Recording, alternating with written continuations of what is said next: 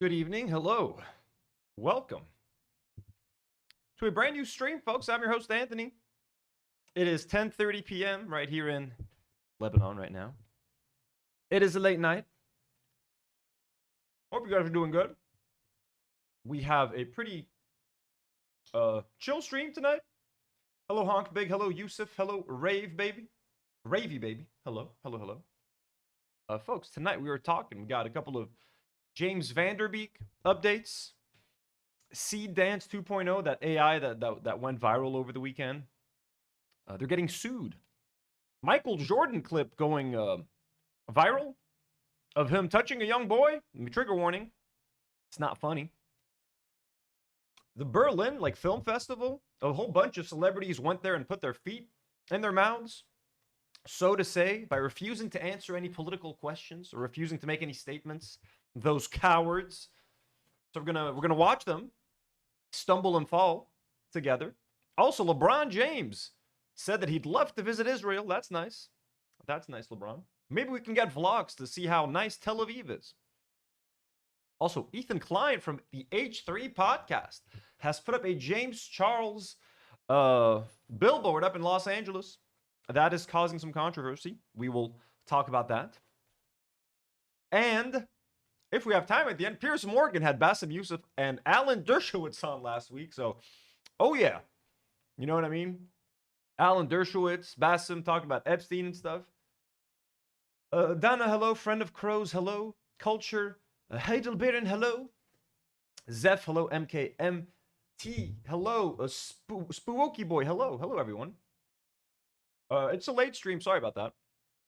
Had a long weekend. Before we get going, folks. Brat. Hello, Brat. Says the billboard has already been taken down. Yes and no. It's been taken down, but it's coming back up, etc. I mean, Ethan's going to be live to talk about it today. Maybe we could react to some of that later. Hello, Presley. If you guys would like to support the channel and become a member of the channel, we have a goal of 500 members by the end of the month. Members get an exclusive live stream. You guys are supposed to get a live stream this week. I am getting a shelf built tomorrow and Wednesday for my newly built Lego Rivendell set. A beautiful gift from bricking.com.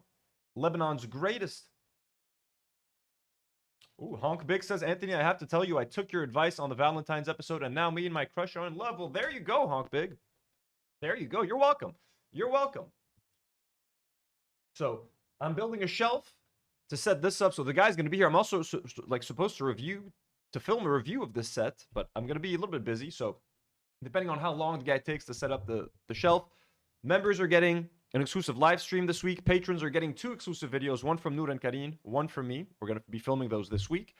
So if you want to support us via YouTube memberships, we'd love you. A thank you to a couple of our members like Mac Lopez, Ra'ed Kadura, Akhwat, Bio Illustrations, Daza Direct, Ramy Winter, Noah B, Hinabeen, Colin Lacey, Misinterpret 98, Kenya 3981, More, Ram Jam 69, Sprinkle Light 89, and Rebecca 7575.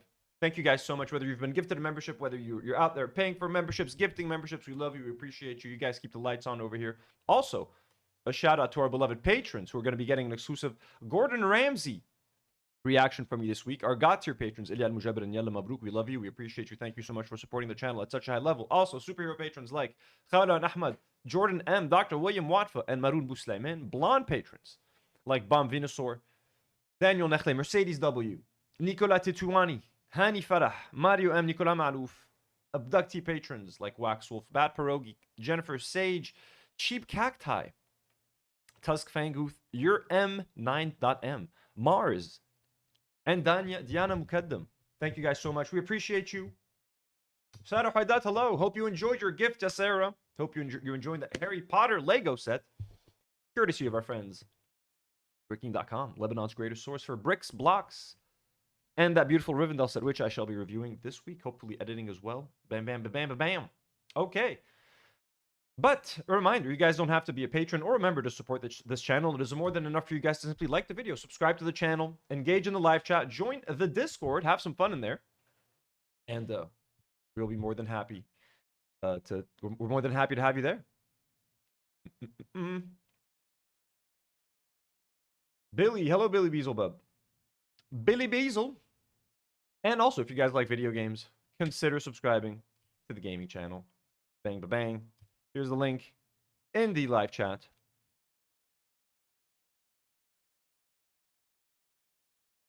Playing Dark Souls. Elias is coming over tomorrow night to play some Dark Souls 2. We're back at it, baby. We're back at it. Took a little break because he had surgery. Now we back. Okay. Well, with all that down, thank you guys so much for being here. Hermio Taurus, hello. Just having some sugar lumps. Good for them. I mean, supposedly good for the throat. Good for talking for a while. Oh, yeah. So James Van Der Beek passed away last week, very sadly. He was 48 years old, leaving behind a family of seven, his wife and 6 children. J.F. the Dead asked, would you ever play Detroit Become Human? I'm not sure. Eventually, maybe. There's a lot of games that I already have to play. But at some point, probably. And there's been some fallout since his death. Let me look at his GoFundMe. James Van Der Beek GoFundMe. What's it at right now? $2.6 million. Keep that here in context. So there's been some fallout. Some people are upset that, you know, he's supposedly a millionaire actor. Why is he raising money? Why is he collecting money from regular people when they're struggling, and etc., etc.? What did he do with his money? Why did he lose his fortune? People are getting upset. And we also have an update on whether or not he's a Zionist, or at least, you know, we got some clarification. So first of all, Arnessa Kustura says, finding out James Van Der Beek died of cancer made me extremely sad. And finding out that he has a GoFundMe for his family made me even sadder. Finding out that the GoFundMe is there because he spent all his money on alternative treatments for the cancer instead of chemo was whiplash. So she's saying that instead of getting chemotherapy or like more traditional, you know, methods of healing, he went out and got like alternative methods of treatment, etc. And I tried to do some like research and see if that's true or not. Anyway, we're going to continue the thread. She says, sorry, but there is something deeply uncomfortable to me about people donating to a wealthy family that lives on a massive 36-acre mansion via a GoFundMe that was launched the day of his death, particularly if he spent most of that money on alternative treatments. It is likely he did spend extensive amounts on private alternative treatments, given that he was a COVID denier. I mean, we could try to look into that. Don't get me wrong. His death is tragic nonetheless, but stage 3 colorectal cancer is very treatable and has a 70% 5-year survival rate. I mean, look, again, this is just...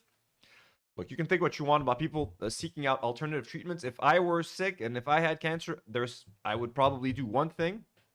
But we don't know the details of like how far his cancer was, how treatable it was versus not how treatable it was. So maybe, you know, traditional chemotherapy would not have worked. Also, I don't want to be in a position to tell people how to spend the last few months or years of their lives. I don't know what kind of, what is it called? When the doctor, what's the word? God damn it. When they told him he had cancer, I don't know what level of cancer it was, how far it had, if it had metastasized, if it had spread. So I truly, I don't want to be there and be like, you should do this. What if what if the treatment wasn't worth it? What if the treatment had a low chance of working? So he didn't want to spend the last few months of his life in a bed, throwing up and like recovering from chemotherapy. Instead, he wanted to spend it with his kids. So you know, we can all make those decisions for ourselves, but I don't want to be in a position to tell someone how to go out and how to say goodbye to their family and how they want to spend their last few months. If he was able to get you know, chemotherapy, and if there was a high chance it would be successful, then prognosis, yes. Thank you, Drac. This is prognosis. Also, there's another word I'm thinking about. Like when you go to the doctor and they give you your, what is it? You know what I mean? When they God damn it. They X word, missing word with this disease. You have been you have been bam with this disease. What's the word?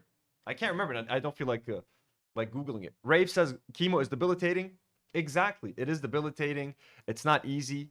And stage 3 colorectal cancer, that would have been a very tough recovery. So you can blame someone for seeking alternative methods. Also, what's their belief system? A lot of people are against getting chemotherapy. Again, whatever you think about that, you're gonna have a hard time convincing someone that doesn't trust chemotherapy or that doesn't trust the big pharma to go ahead and seek that. So anyway, this person keeps on going and like trying to justify, but someone shares this interesting link. She says, you don't even know what you're talking about. He did have surgery and chemotherapy. Also, he also did auction his own things to help pay for his treatments. Exactly, we did talk about that, but that is interesting that he did actually seek chemo. So inside his cancer journey, and there's a link right here apparently. This link inside? What does that mean? I have to click on this.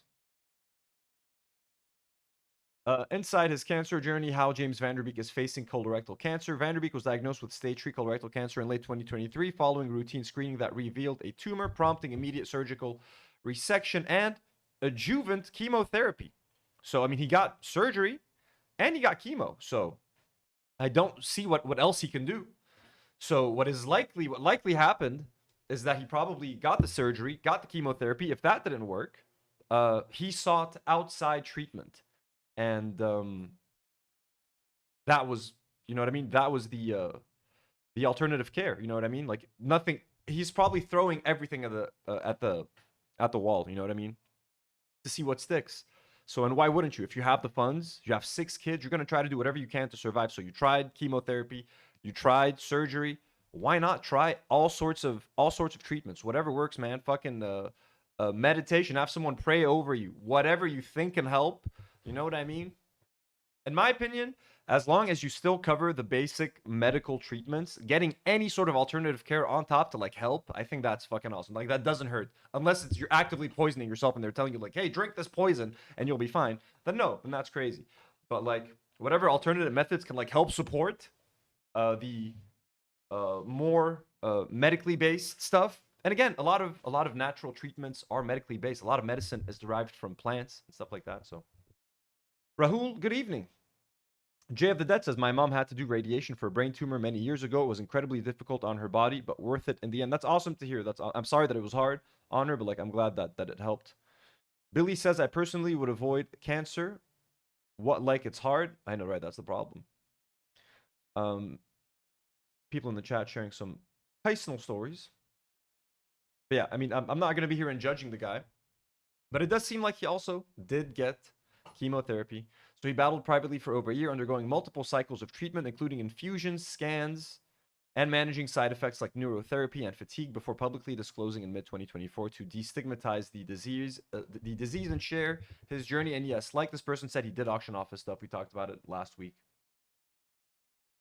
So again, now this person Arnessa keeps insisting, my facts are right. His insurance would have covered his chemo. He paid for alternative treatments out of pocket. Well, yeah, of course. Why wouldn't he? So now that, you know, people on Twitter, they double down. You correct them or you show them something else. If their tweet went viral, they're just not gonna be like, oh, you're right. They might just double down. So she's like, well, he did pay out of pocket. He should have not paid. I mean, what are you suggesting, that he not try to fight? Also, not sure where your screenshot is from because I looked everywhere and there's nowhere a specific statement by him or family confirming he did do chemo.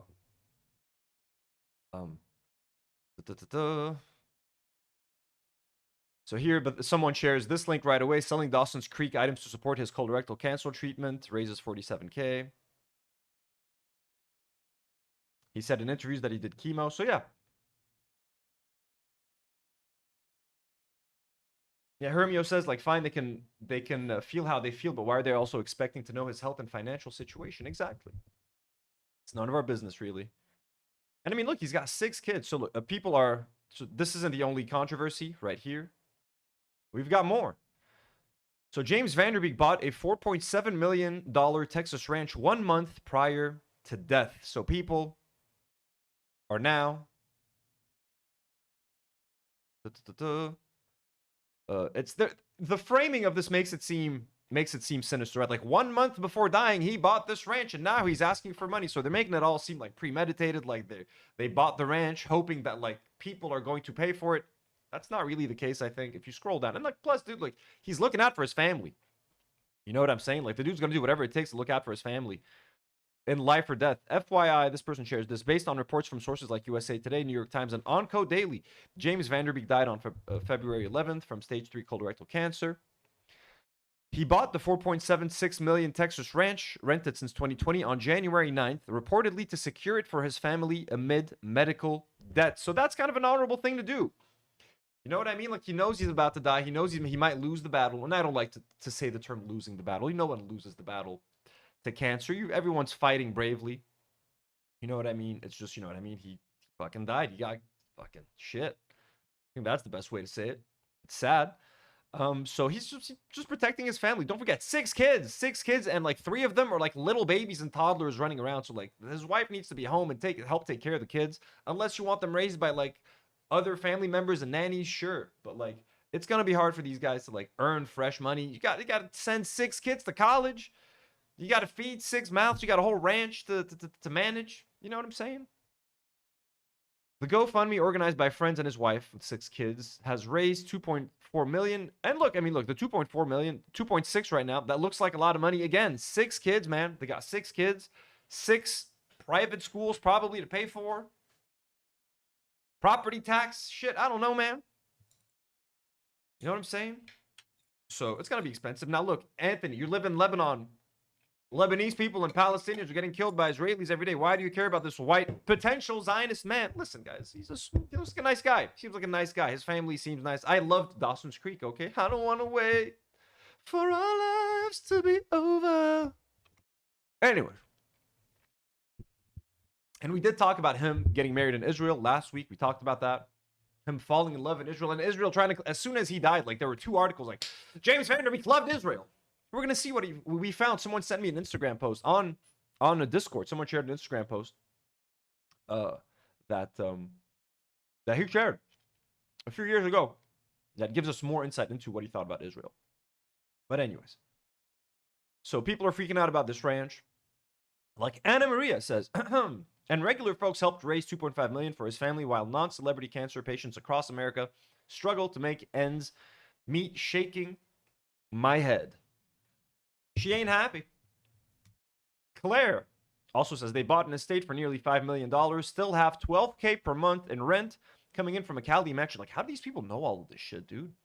Like, how does this person know that James Vanderbeek is out here making $12,000 a month in rent from a Cali mansion? They own an RV worth over $400K. Okay, he surely had life insurance. I'm saying it in the nicest way I can. Request your donation back. His wife is intentionally misrepresenting their dire straits. I don't know, man. I think it takes, like, I don't think anyone is happy to put themselves out there and, like, ask for money on the internet. Unless you need it, you're not going to fucking ask for it, man. Like, I think that's just fucking crazy. And again, $12,000 a month sounds like a lot in rent, sure. And yeah, Zoe Saldana is now giving them $2,500 recurring through GoFundMe. So let's say they're getting $15, at least as far as we know, $15,000 a month in some kind of income. 6 kids, man. 6 kids that live on like a ranch. I don't know, man. I mean, they're gonna need a lot of money. I'm not saying people like me and you should give them that money.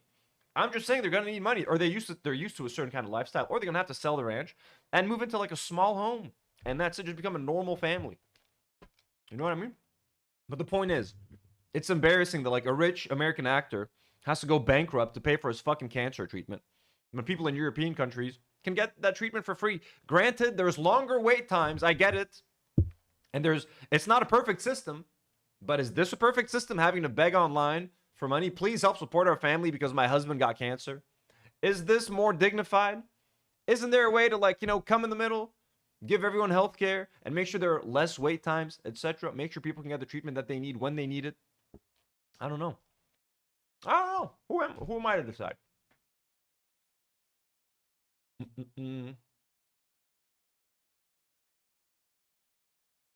Haley D, hello. How's it going, Haley? Queen Haley. So, what else we got over here? Also, yeah, I want to talk about this picture. We looked at a couple of pictures that some of his best friends shared, like final moments with him. This one, made me uncomfortable. This one made me uncomfortable. He's like, hey, I'm gonna get real up close on, to his face. Gonna go forehead to forehead and please snap this photo because I gotta post this shit on Instagram. Like, what the fuck? How the fuck could you post something like this? You keep this locked into your phone, locked into your heart, locked into your memories. You don't share this fucking picture for fucking clout. Unless it's like your mom or something, man. Unless like your even that would be weird. I wouldn't want to share that. But like, you know what I mean? I don't know. This to me, this screams making this about yourself and trying to insert yourself in the fucking moment. And oh, look at me, I'm crying with my like. This is just disturbing. I hate this. Yeah, it is Carlton, right? So he said Alfonso Ribeiro shares his last moment with James Van Der Beek before he passed away, and he said this was taken by Kimberly Van Der Beek just a few minutes before I said my last goodbye. My last moment was making him laugh one last time. I really miss him already. And the Bronx shares this photo and says, if you post a pic of me on my deathbed to social media, there won't be enough sage, Palo Santo, or Bible verses to keep me from whooping your ass every night. You close your eyes for bed. I don't know. This seems in poor taste to me. Irene the Dream says actors are always so extra. I feel you. I know. It's so weird. Hermes says I do have to giggle at that picture. It is. It's like it's just so cringe-inducing. Like I'm sure it's an emotional moment for them, but like just having the camera there robs it of any authenticity. And posting it, like look, the picture being taken candidly by the wife, you know what I mean? That's one thing. But you posting that shit on Instagram, nah, man. You lose me. Anyways, let's get to what really matters. Cringy ass photo.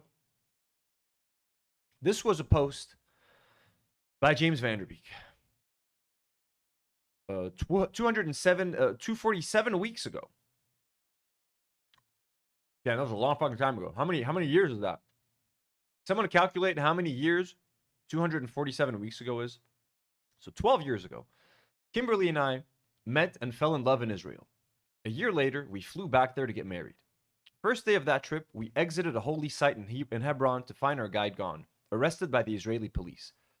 Your friend, explained the Arab shop. Oh, your friend, explained the Arab shopkeeper who'd witnessed it. They took him. Panicked, I had no map or car keys. I asked when he might be back. The shopkeeper, in picture 5, shrugged. Sit, he offered. Eat. He gave us food and water and introduced us to his son, who wanted to give us a tour of the Palestinian section. A few hours later, we accepted. This is all James Van Der Beek. So 4 to 5 years ago, huh? Okay, cool. 45 years ago. No, the wife is not Israeli. They're both like Christian Americans who both like converted to something called like Kabbalah, the Kabbalah wing of like Judaism. So they both like met in Israel and stuff like that. But they're not even Jewish originally. And I don't know if they're not even Jewish now technically. They're like they consider themselves like spiritual, but they follow like the Kabbalah wing of Judaism. That's what I know. We saw a bustling marketplace with chain link fence overhead because garbage was regularly thrown down on them from the windows above, which were technically Israel. So he's admitting that people like in the West Bank, you know, they have those chains and everything is chained up and people throw garbage at them. We've seen that hundreds of times here on stream. You guys have seen it on the news. The women, I noticed, didn't make eye contact with me, but they gave Kimberly, who was 7 months pregnant, lots of attention. Fellow mothers meeting a soon-to-be first-timer with love and support. We met an old man who'd planted a tree as a kid that was now on the other side of razor wire, pick 7. We met a guy who claimed his wife had been killed on their rooftop, who kept a picture of Saddam Hussein above his door, and who let us hold his newborn baby, picture 8. So this is the bustling marketplace. Let's look at some of these pictures. That's the tree that's behind the fence. And that's the newborn baby.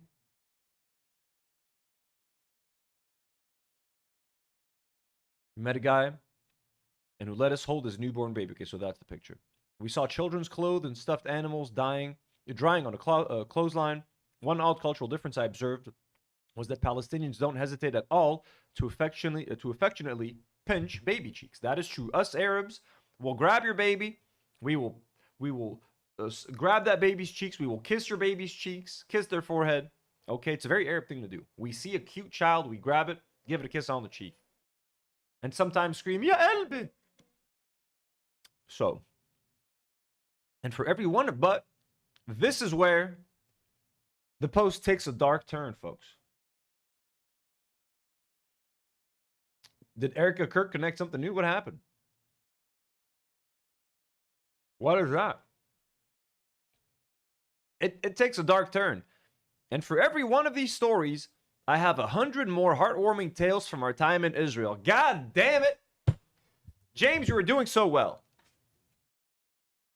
James Vanderbeek, you talked about the chain. You talked about Israelis throwing garbage. You talked about the guy's wife being shot. You were getting it. He was getting it, wasn't he? Look at that. Like, what does that tell you, James? Your guide was look at this. Oh, look at the trash. He took this picture. This is how they treat Palestinians. Look at that. Damn, man. Like, you take this picture and you still like Israelis.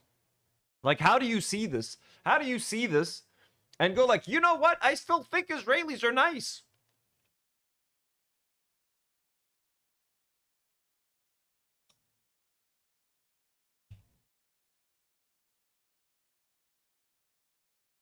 Look at that. So anyways, he continues. And for every one of these stories, I have 100 more heartwarming tales from our time in Israel. Shouts of Mazel Tov from strangers. Our wedding had made the news there. Of course, you're a celebrity.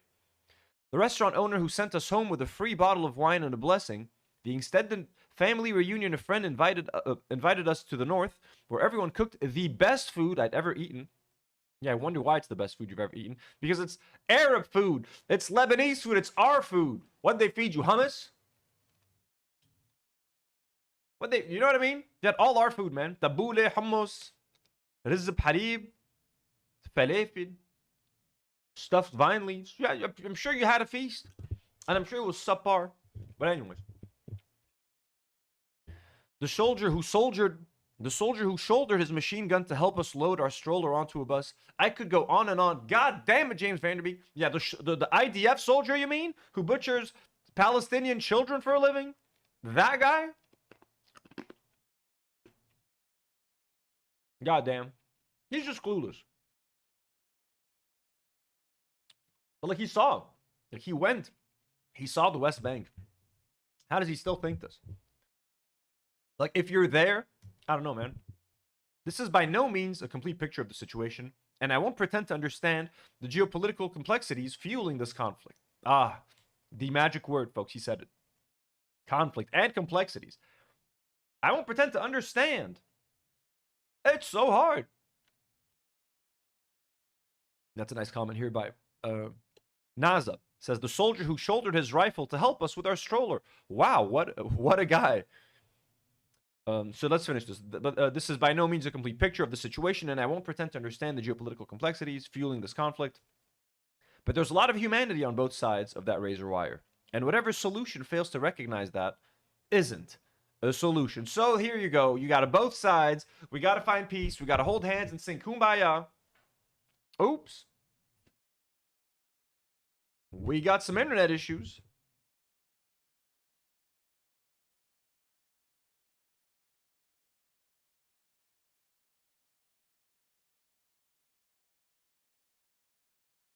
Let me know if we're coming back.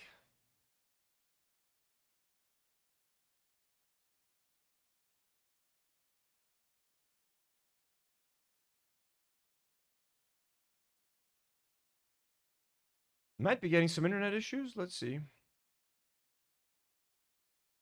Is it working?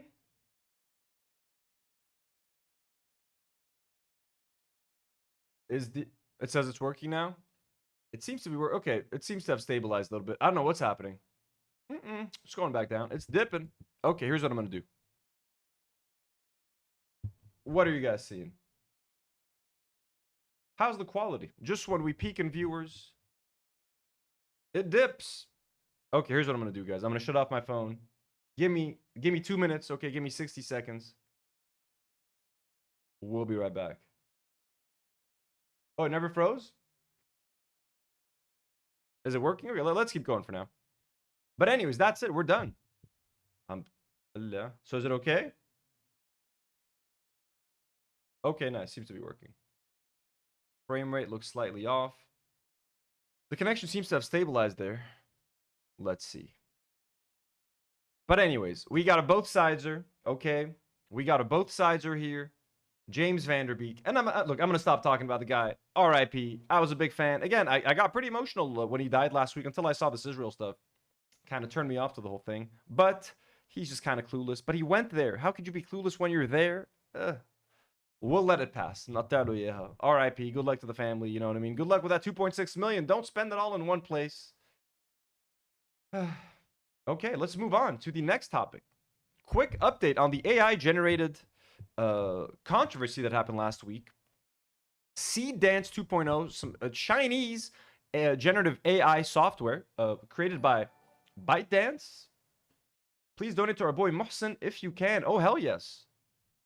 Dreadful Utopia with a $5 dono for £5. Let's open up that link before we get into the second topic here.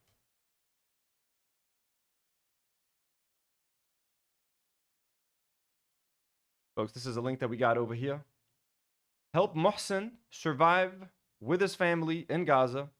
If you guys remember Mohsen, we met Mohsen on our live stream a few months ago for the fundraiser. He was here. He talked to us. He was recently on with Isaac and Chris Kunzler, where he spoke to them as well, along with Harley. So we got to help him raise some money. I'll pin it. Don't worry. I got it.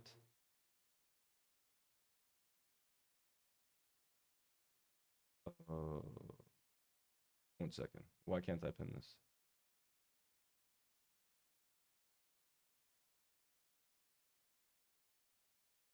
Okay, wait. I unpinned mine. Can you pin yours now?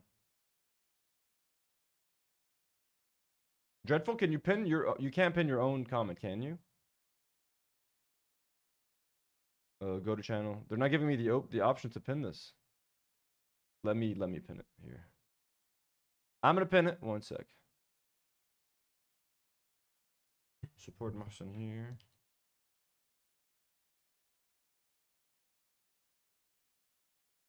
So open up your morning light. Say a little prayer for... All right, there you go. Thanks for the reminder, Dreadful. And for the generous donor. Okay, here we go.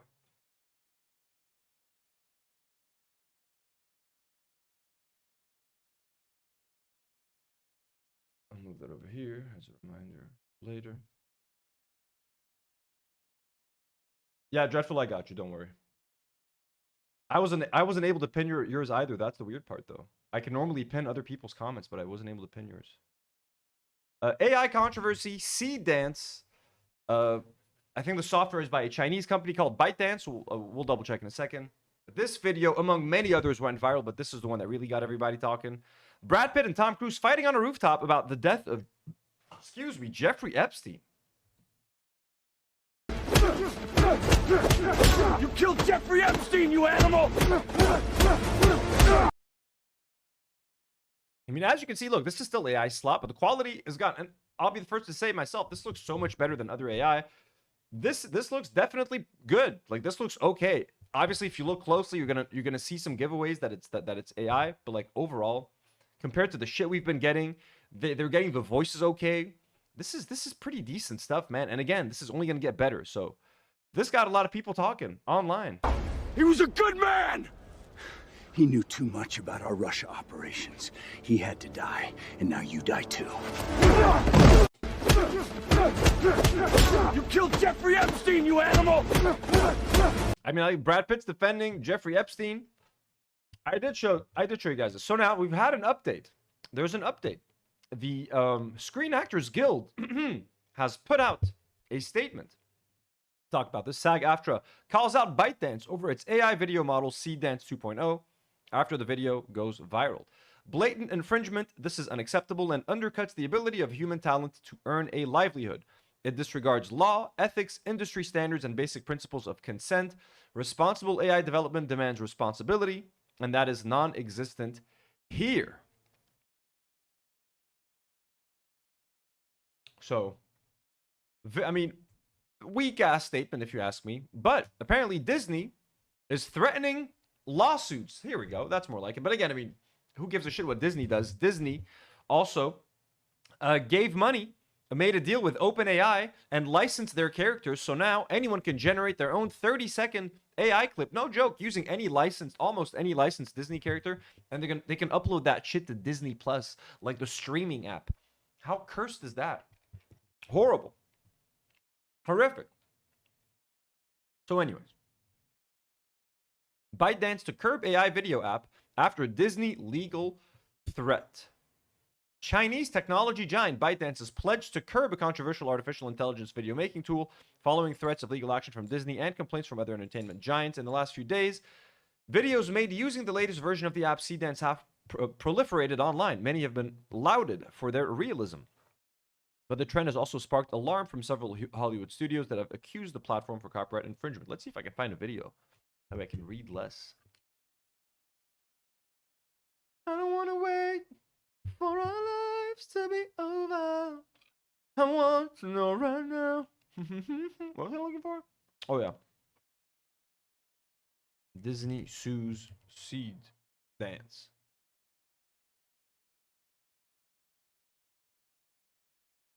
Is it like a news thing? Come on. Nope. Help me.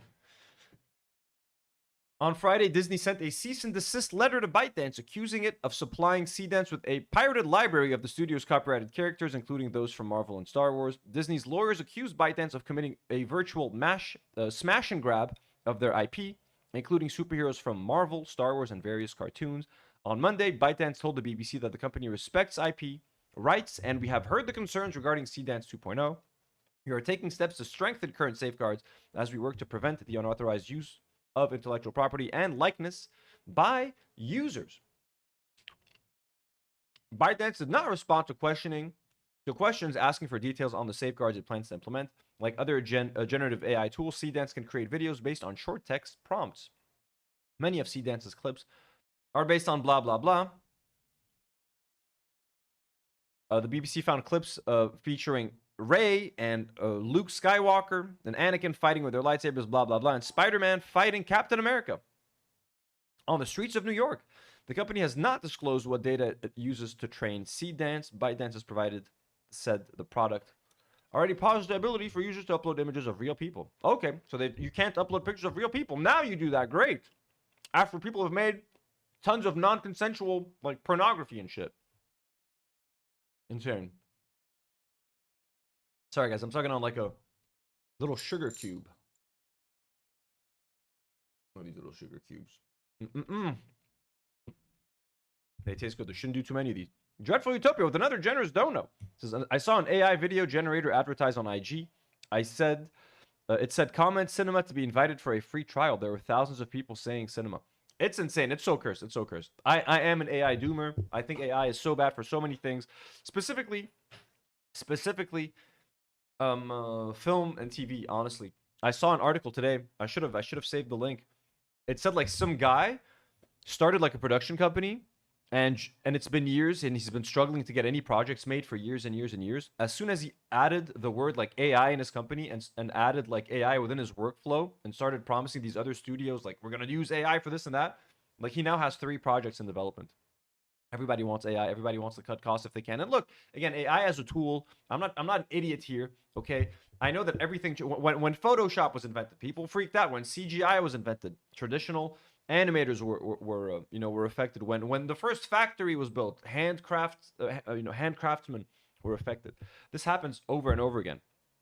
But this time, it is being made explicitly with, like, the intent of, like, wiping out all workers and automating everything. So that's just kind of where it's kind of scary. But it seems to be plateauing. But in terms of, like, entertainment and just generating videos within seconds, I don't see how you can convince greedy corporations not to do that. And again, as people use it more and get used to it more and more, and as kids grow up with this content, it's on the parents. Honestly, it's on the parents and it's on our generation not to normalize this for younger children. We have to teach kids to be disgusted by artificial intelligence. We have to teach them to be repulsed by it. Otherwise, they're going to demand it. They're going to demand it. So we have to teach them to never use that shit. But yeah. It is also, I am horse maxing, guys. We're horsebacking. But these aren't like regular sugar cubes. These aren't like the ones you put in your coffee. This is like they look like crystals.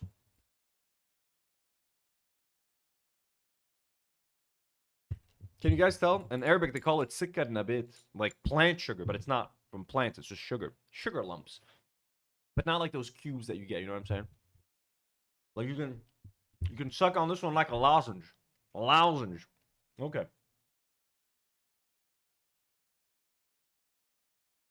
Also, Dreadful. Would love your feedback. If you ended up watching the gaming stream, what you think of that collection? What do you think of my ranking? My final tier list. Also, yeah. I ranked all my PS2 games, guys. I know it was going to be a very niche stream.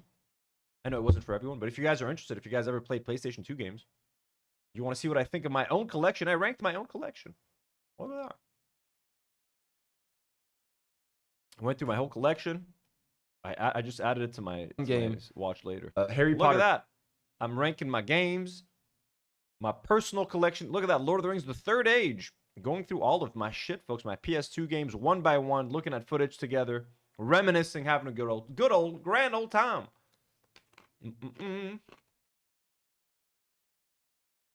So anyways, they're getting sued.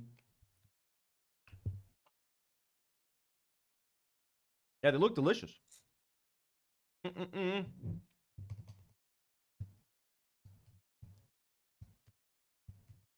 Dreadful says I haven't finished it, but the first half was awesome. I think my list would look different. Oh, I'm sure it would.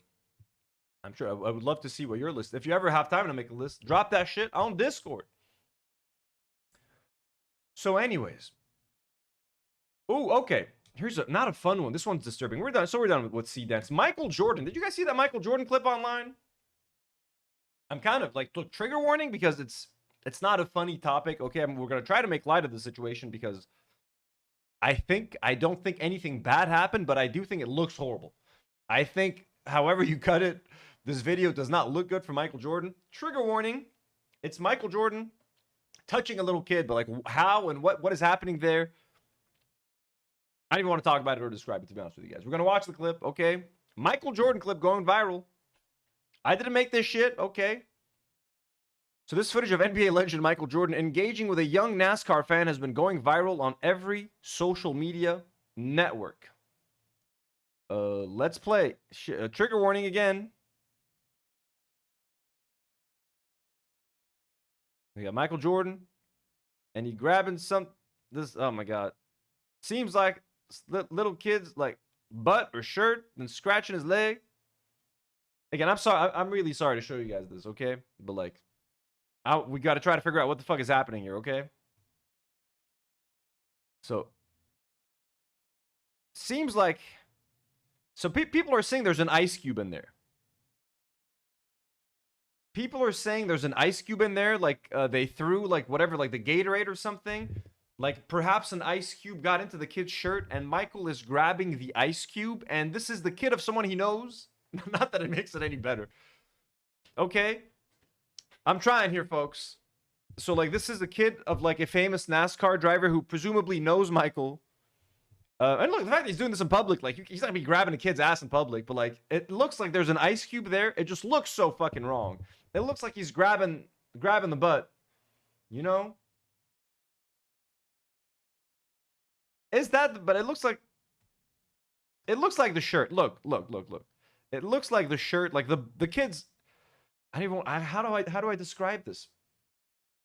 The meat, the butt meat, it's not gonna be that elastic, I think. Right? What the fuck? It's like a shirt. I think there's an ice cube in the shirt. You can see like there's like water on the back. It looks horrible. It looks horrible, and don't do that. Like whatever's in there. If this is an innocent ice cube grab pinch or something, just don't do it. Leave it alone, man. You know what it looks like with kids and all that stuff. Like it would weird. Haley says, nah, the kid would know and would get it out. I don't know. Look, guys, I'm not trying to defend Michael Jordan here. We're just asking questions. We're asking. Jay asks, whose child was that? I don't know. We'll find out in a second. And then he's scratching the leg. Look, I don't know, man.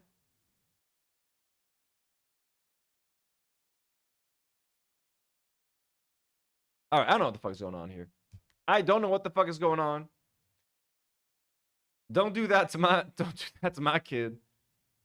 Why is asking everyone's asking Grok, is this AI? That's where we live. Is this AI, Grok?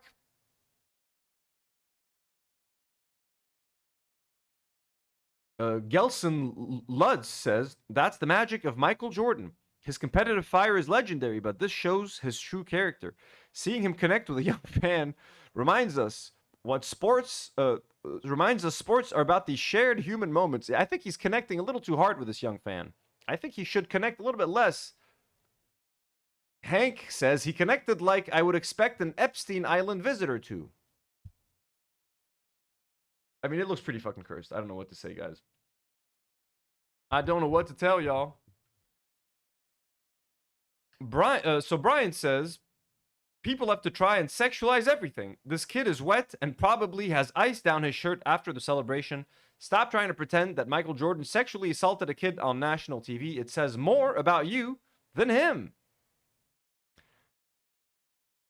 Okay, so wait. I don't know where they're trying to turn something harmless like this into something weird. Is that the same kid? Good job, man. He did a great job. You ready to celebrate? Good job, congratulations. Oh, my God. Since when is Michael Jordan into NASCAR, man? That's my biggest question. Why does Michael Jordan give a shit about NASCAR? But, like, seems innocent enough, right? Doesn't? Dreadful says, bit noncy in it, mate. What does that mean? To say the least, what the hell? I mean, noncy? What's noncy? Let me look that up. Should I look that up or is that dangerous? Noncy meaning. Number one, a nonce is generally defined as a random, unique value. MKMT, goodbye. Have a good night. What do we got next after this? This is fuck this video. Okay. English slang for their royal family. Ooh. Oh, so you're thinking I'm giving Michael Jordan a pass because he's Michael Jordan. Listen, guys. If Michael Jordan did something wrong, then he should be in prison. You know what I'm saying? The video's out there. The people will judge. He needs to clarify. Oh, nonce is British slang for pedo. Oh, okay. Okay. Look, grabbing the kid. Listen, guys. What do you... Let's... I'm going to ask you guys can decide. Did Michael do something wrong? Or did Michael... No, I don't want to... How do I say that? Because it is wrong. Like, it looks wrong. Is Michael a predator? There we go. Is Michael Jordan a predator?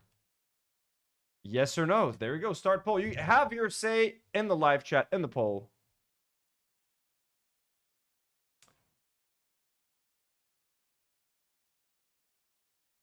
%50% no. Yes. Okay. 67% no. 60% no. Jay of the Dead says, what's with MJs and kids? I know right now. I almost keep saying Michael Jackson. Anyways, we're moving on to is this the Berlin Film Festival? What is this? Yeah, Berlin Film Festival took place over the last few days. The Berlin Film Festival, lots of art house films, or like actors discussing their films. They probably screened a whole bunch of films. I did not follow. I don't really care anymore. But anyways, a whole bunch of celebrities were there doing press for their films.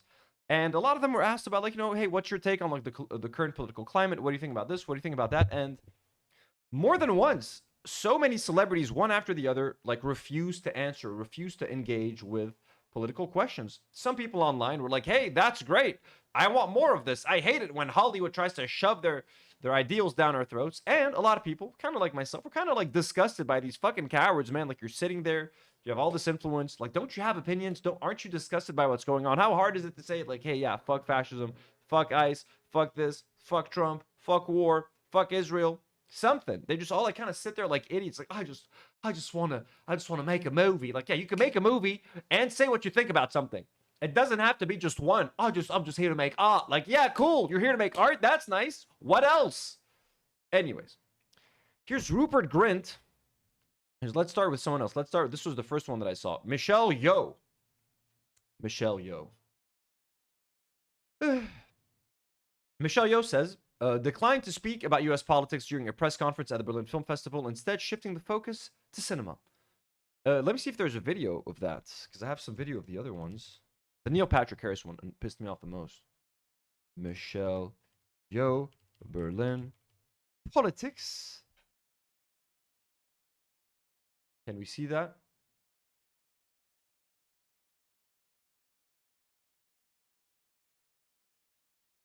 I can't seem to find that moment, but look, we do have the quote. It says, "I don't think I'm in the position to really talk about the political situation in the U.S. and also I cannot presume to say I understand how it is," she said. "So best not to talk about something I don't know about. I think I want to concentrate on what is important for us, which is cinema. Oh, cinema! I just want to make cinema and film and oh."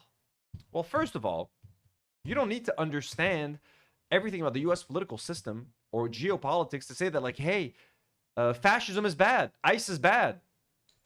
Isn't she an American citizen? Is she not an American citizen?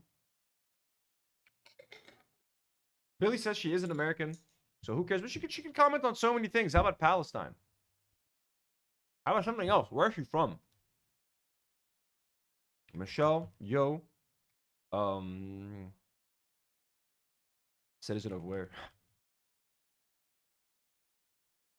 Michelle Yeoh is a citizen of Malaysia. Ooh, okay, she's Malaysian. You know what? Michelle, you get a pass. But I mean, still, you know, a fuck Israel always goes far for me. Just personally saying. You know what I mean? It means means a lot to me. But anyways, that's just one, okay? In fact, though, someone did find, where is it?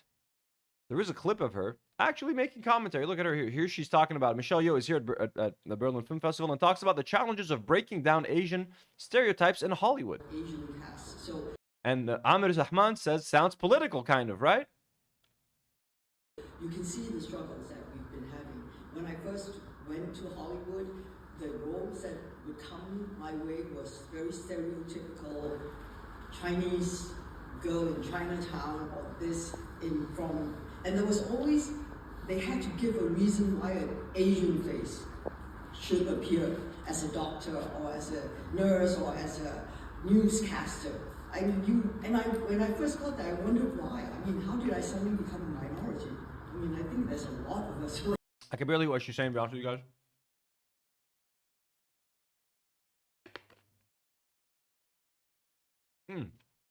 Okay, this is my last sugar cube. Way too good. Way too tasty. Okay, so anyways, Michelle Yeoh was the first one.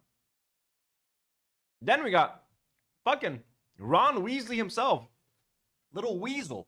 Trying to weasel himself out of answering a simple question.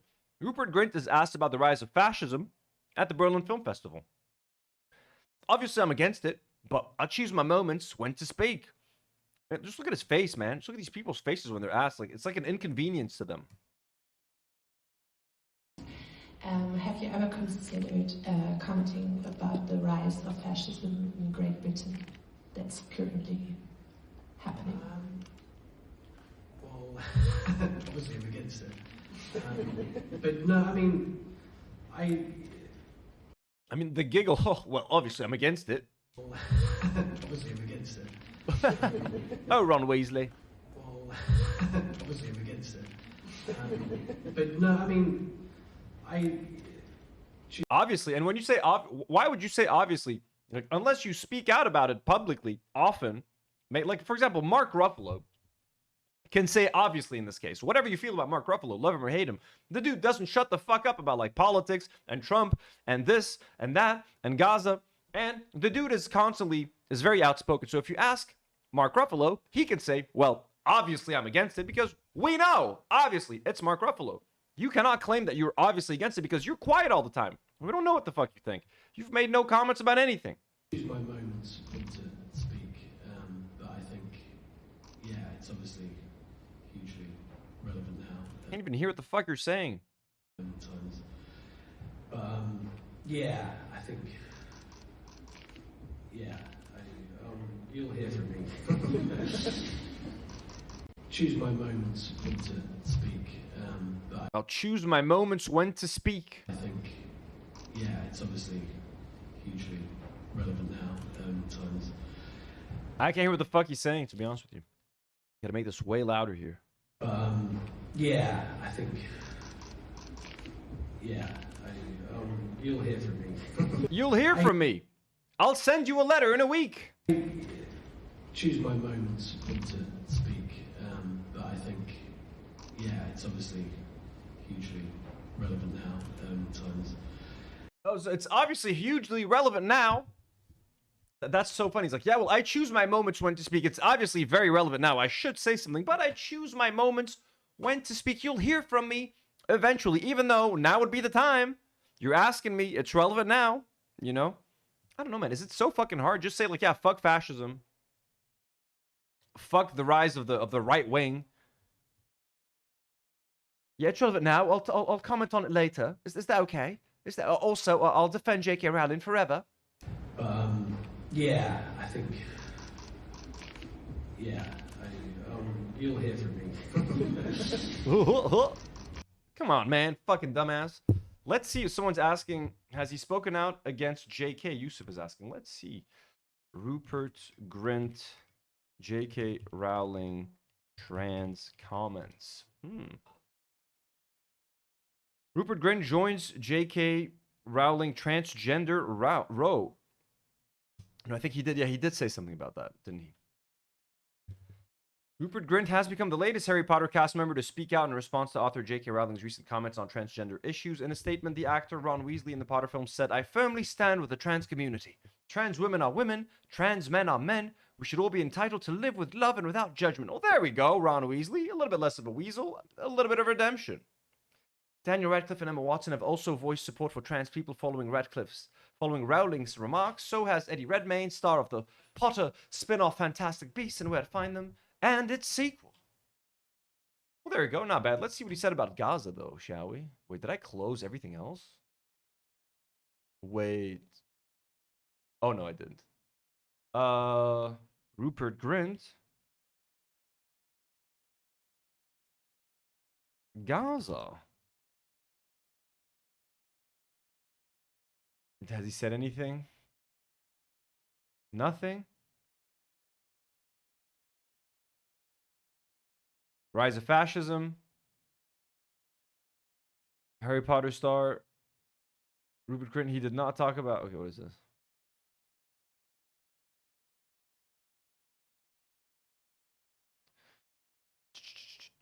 So asked about the fascism. Harry Potter star Rupert Grint, he did not talk about any humanitarian issues such as Palestine, Sudan, or Congo. I was not surprised by this ridiculous response.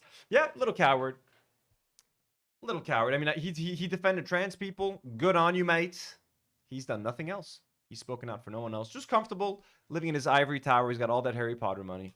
He doesn't give a shit. Look at him smiling, dumbass fucking face. They're asking you about fascism and you fucking laugh. What kind of fucking response is that? Have you ever... He looks dumb. He looks perpetually dumb. God damn it. Fuck, Megyn Kelly's so fucking annoying. Kevin James. On why he doesn't weigh in on politics. They're experts who know much more than I do. I'm just focusing on what I can do. Delivering a fun, heartfelt break from the craziness of the world. Everybody carries themselves around all day with a lot of stress. It's necessary in some ways, but you also need a break. You got to look around and find the good things in life. Otherwise, you're just not going to function. I want to make people have fun, have hope, and get a nice escape in their day. I don't know why I'm making it sound like that, but hey. Kevin James, isn't he like a Republican? Either people are too cowardly to speak because they don't want to get any backlash, or if you're like a Republican and you know people are, you know it's going to cost you a lot of fans. Like, it's if you're like a crazy like MAGA dude, I think it's best to stay quiet in Hollywood, honestly, because no one ain't going to fuck with you. No one's going to fuck with you. If you're super fucking MAGA, you know what I'm saying? But anyways, Kevin James also doesn't want to say that. Look, again, Kevin James, like, what the fuck do I want to hear from Kevin James, to be honest with you? And yes, Hermie, exactly. One of Adam Sandler's friends, like him, Rob Schneider, and Adam Sandler, they probably all vote MAGA. You know what I'm saying? Nightmare blunt rotation. Oh my god, can you imagine smoking a blunt with Kevin James Rob Schneider and Adam Sandler. Adam Sandler could be chill, but like, isn't he a Zionist? I don't know, man. But the worst one, folks, the worst one is this. God, this makes me throw up. These fucking statements. So Tilo Jung says, I asked Neil Patrick Harris about political art at Berlin Film Festival today. He didn't want to engage and said, I'm always interested in doing things that are apolitical. God, I fucking hate these pretentious fucks. The director, George, and maybe Neil or Bella, I was wondering if you guys consider your art political, and if so, how can movies these days help fight the rise of fascism in Europe and America? Well, I think we live in a strangely algorithmic and divided world right now. And so as artists, I'm always interested in doing things that are apolitical, because we're all, as humans, wanting to connect in some way. That's why we experience things together. And so when you get to go to a film where... How fucking boring, man. I want to make art that says nothing. Like, again, what people consider politics, they lump everything under politics now to just to not offend or upset anyone. Like, everything is technically politics. It's not even politics. Everything, it's life. It's all life. Rights that you have, if you're given rights, if you have the right to be married, that's not fucking politics, dude. That's like your own fucking life. You know what I mean? As like a gay man, doesn't it interest you to make stuff to like support your community? That he would consider that political at this point. People's right to live, people's right to their land. How is that political? How is that political? It's not even political. It's the most basic human stuff. Like politics, pure politics is like someone trying to become president, someone playing the political game. You know what I mean? Like diplomacy. If it was a movie about two countries trying to get together to like avoid a war, or like diplomats, like that is what I consider politics. Or like a series like House of Cards, where it's about like a dude trying to become president. Like that's politics, politicking, maneuvering. Game of Thrones is kind of like political in that sense. It's fantasy, but it's also a lot of politics and scheming and backstabbing. Human rights, war, it's not fucking politics. And this shit has something to say, man. Like, even fucking say what you will about Star Wars. Star Wars was very political at the time. And George Lucas was like a massive hippie, and he was against the war. And like, you know, he had a lot to say about that sort of thing. So I hate, and look at what he's wearing. With what he's wearing, it's just much more pretentious. You're caring about the people, you're caring about the heart of what's happening. You know, you're watching this film of these young adults growing up under the umbrella of a world where some of them won't. And I think that is so touching, and also kind of exciting and rebellious and horny. And like, it's fun to be able to witness that. Did you say fun, rebellious, and horny? What do you say? And I think that is so touching, and also kind of exciting and rebellious and horny. And like, it's fun to be able to witness that without having to process it. Just go be horny, man. What the fuck? Also, if anyone's wondering what I'm eating, it's a sesame bar. See that? Like a bunch of sesame seeds.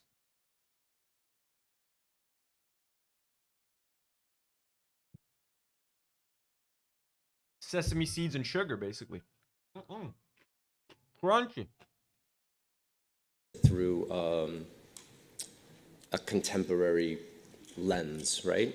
It is so current and yet timeless.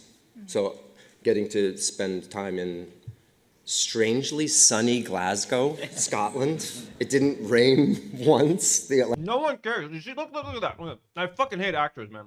I'm starting to fucking hate actors. Someone's asking you, would you make political art? I'm like, well, by the way, remember when we went to Glasgow and like it didn't rain? Like, no one gives a fuck if it rained in Glasgow or not. I don't give a fuck about your behind the scenes production diaries. This ain't the fucking Lord of the Rings appendices, okay? I'll watch 30 hours of that. I don't give a shit if it rained in Glasgow or not. Answer the fucking question, you fucking coward. Do you remember when it rained in Glasgow? We got so lucky with the weather. Don't you love my vest? Like for the entirety of the time we were there. It cost us a fortune turning off the air. And then getting to just hang out with these amazing people who've had illustrious careers and who are sort of starting their careers. And I don't know, getting to live with them and watch them all grow together as a little group of artists outside of the world conversation was quite unique. Loved to do it. Outside of the world conversation, just a beautiful little group of artists outside of the world conversation. Thank you. I don't want to listen to this again. I have a question to the director, George, and maybe Neil or Bella. I was wondering if you guys consider your art political, and if so, how can movies these days help fight the rise of fascism in Europe and America? Well, I think we live in a strangely algorithmic and divided world right now. And so as artists, I'm always interested in doing things that are apolitical. Also, such a cowardly move to like use the algorithm. I mean, we live in such an algorithmically divided world. Why even bother making anything that says anything? Like it's such a cop-out. He thinks because there's an algorithm and people are so stuck in their algorithms and their you know, echo chambers that if he makes something political, it's never going to reach the people that need to hear it.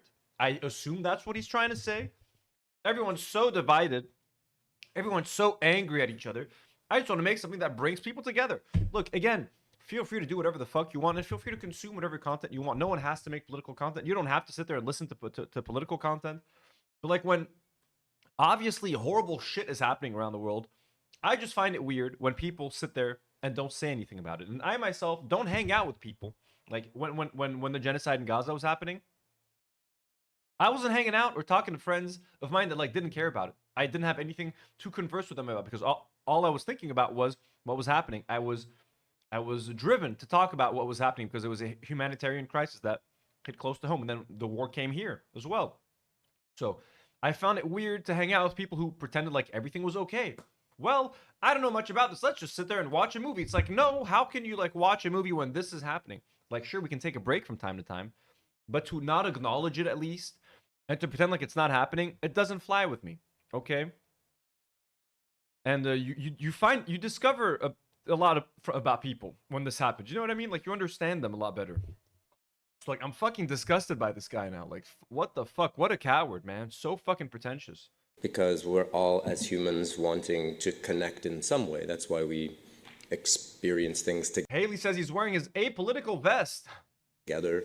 And so when you get to go to a film where you're caring about the people, you're caring about the heart of what's happening.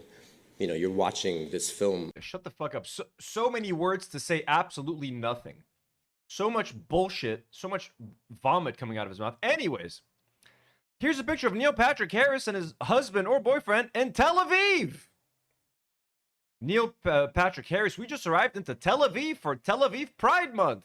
First time here, so much to experience. Let the fun begin. Fuck you, man.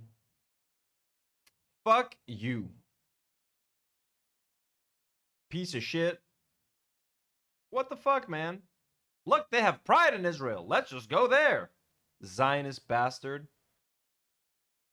I'm apolitical. I wonder why you're apolitical, because what do you have to say about the genocide? If anyone asked you about Israel, what would you have to say about it? You bastard. It always goes back to Israel, doesn't it? Always goes back to Israel. There's always an Israel connection. I need to look this up. Neil Patrick Harris, Israel, Gaza. Again, the Berlin stuff is coming up. Neil Patrick Harris, complicit in apartheid. Ooh. Neil Patrick Harris was the international ambassador to Tel Aviv's gay pride parade. Oh, it was the international ambassador. Okay. What the fuck? Neil Patrick Harris, an American actor who advances pinkwashing by serving as international ambassador for Tel Aviv's Gay Pride Parade and signing open letters from Zionist organization Creative Community for Peace, rejecting cultural boycotts of Israel to legitimize. Oh, he signed the letter rejecting the boycott? Neil Patrick Harris serves as a prominent advocate for Zionist interests through his public endorsements that normalize Israel's settler colonial project and pinkwashing tactics amid the ongoing genocide in occupied Palestine. NPH has signed multiple open letters released by the Zionist organization Creative Community for Peace, which explicitly aims to galvanize support against the cultural boycott of Israel as part of the boycott, divestment, and sanctions movement.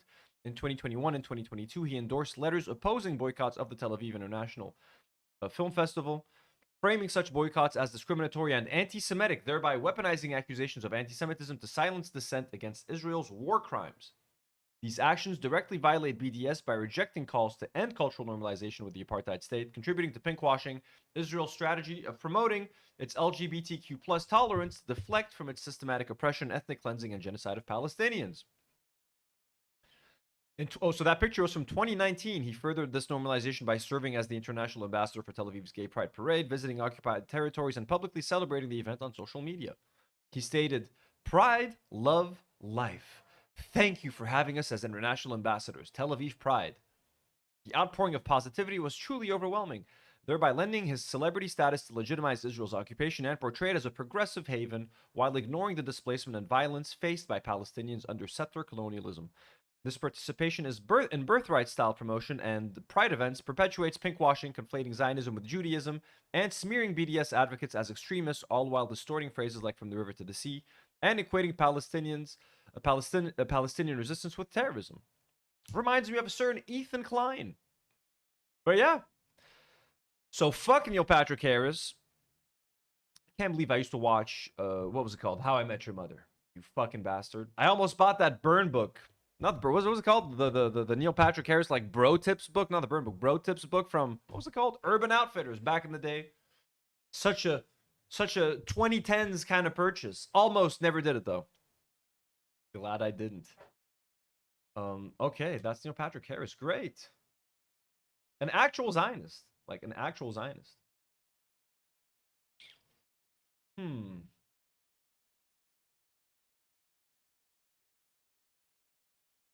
Yeah, Rahula, I saw that. That's fucking crazy. That was nasty. I'm just gonna update. I'm gonna write Neil Patrick Harris is a Zionist. Neil Patrick Harris is a Zionist.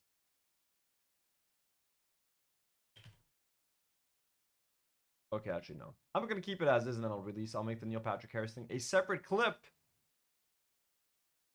I don't know. Can you repeat the question? You're not the boss of me now. Swampy Boy with Malcolm in the Middle.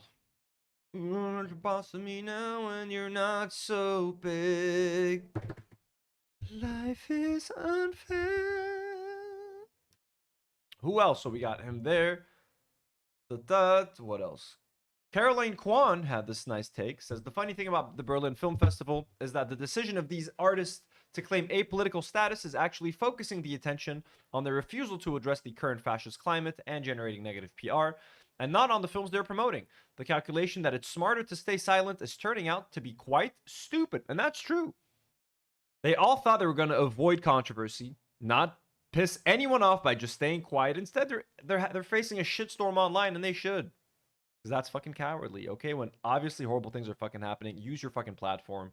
It's not going to cost you anything. It's going to cost you like 10 fucking people are not going to watch your fucking movie. Who gives a shit, man? Just say that the bad thing is bad in public. Lend a voice to the voiceless. Lend a voice to the victims. What that Ed? Stop being fucking cowards. He was not in Malcolm in the Middle. No, Swampy Boy, that's not Malcolm's older brother. If that ain't him.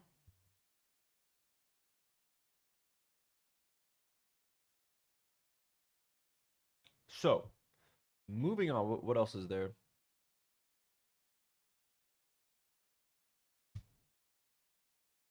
Variety says a clear sign that the world has gone topsy-turvy is when the Grammys are more political than the Berlinale. But when does it become the responsibility of an artist attending a festival to speak out? If an artist is afraid to speak up when it comes to fascism, then they shouldn't be coming, says Thilo Jung, the German journalist who has been asking many of the political questions during Berlin pressers.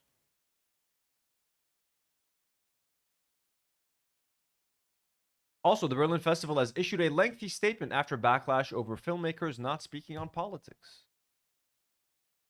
Let's read their statement.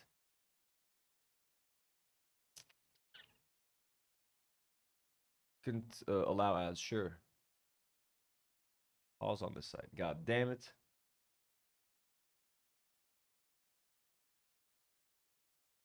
Let's see what's going on.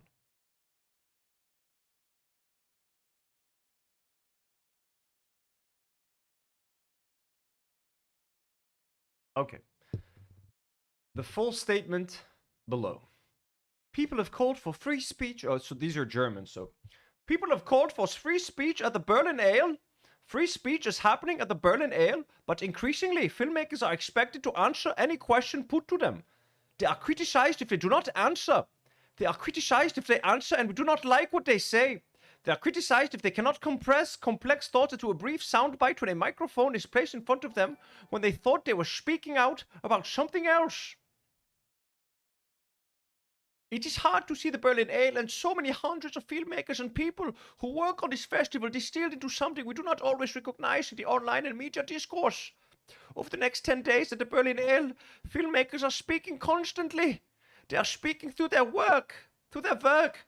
They are speaking about their work. They are speaking at times about geopolitics that may or may not be related to their films. It is a large, complex festival. A festival that people value in so many different ways and for so many reasons. There are 278 films in this year's program.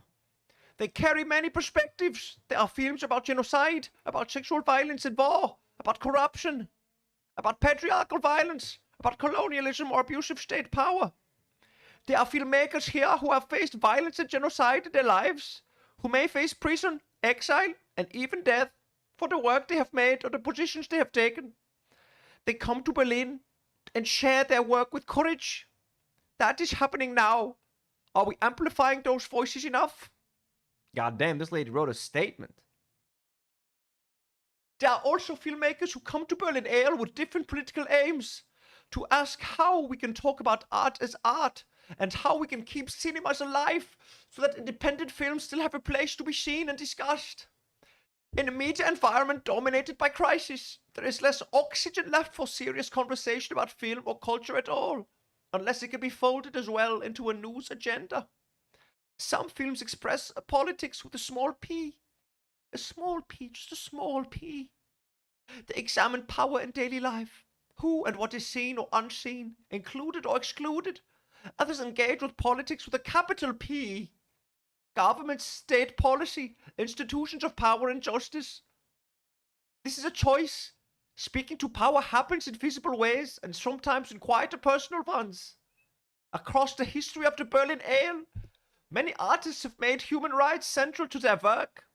Others have made films which we see as quietly radical political acts, which focus on small, fragile moments of care, beauty, love, or on people who are invisible to most of us, people who are alone. They help us make connections to our shared humanity through their movies. And in a broken world, this is precious. God damn. What links so many of these filmmakers at the Berlin Ale is a deep respect for human dignity. We do not believe there is a filmmaker screening in this festival who is indifferent to what is happening in this world, who does not take the rights and lives of the immense suffering of the people in Gaza and in the West Bank, in the Democratic Republic of Congo, Sudan, Iran, Ukraine, Minneapolis, and in a terrifying number of places, seriously. Artists are free to exercise their right of free speech in whatever way they choose. Artists should not be expected to comment on all broader debates about the festival's previous or current practices over which they have no control. Nor should they be expected to speak on every political issue raised to them unless they want to. We continue to do this work because we love cinema, but we also hope and believe watching films can change things, even if that is a glacial shift of changing people one heart or mind at a time. We thank our team, guests, juries, our filmmakers, and many others engaged with the Berlin Ale for cool heads and hot times. God damn, that was fucking long, guys. I don't even remember what the fuck she said. Presley's asking, when will you wear wigs?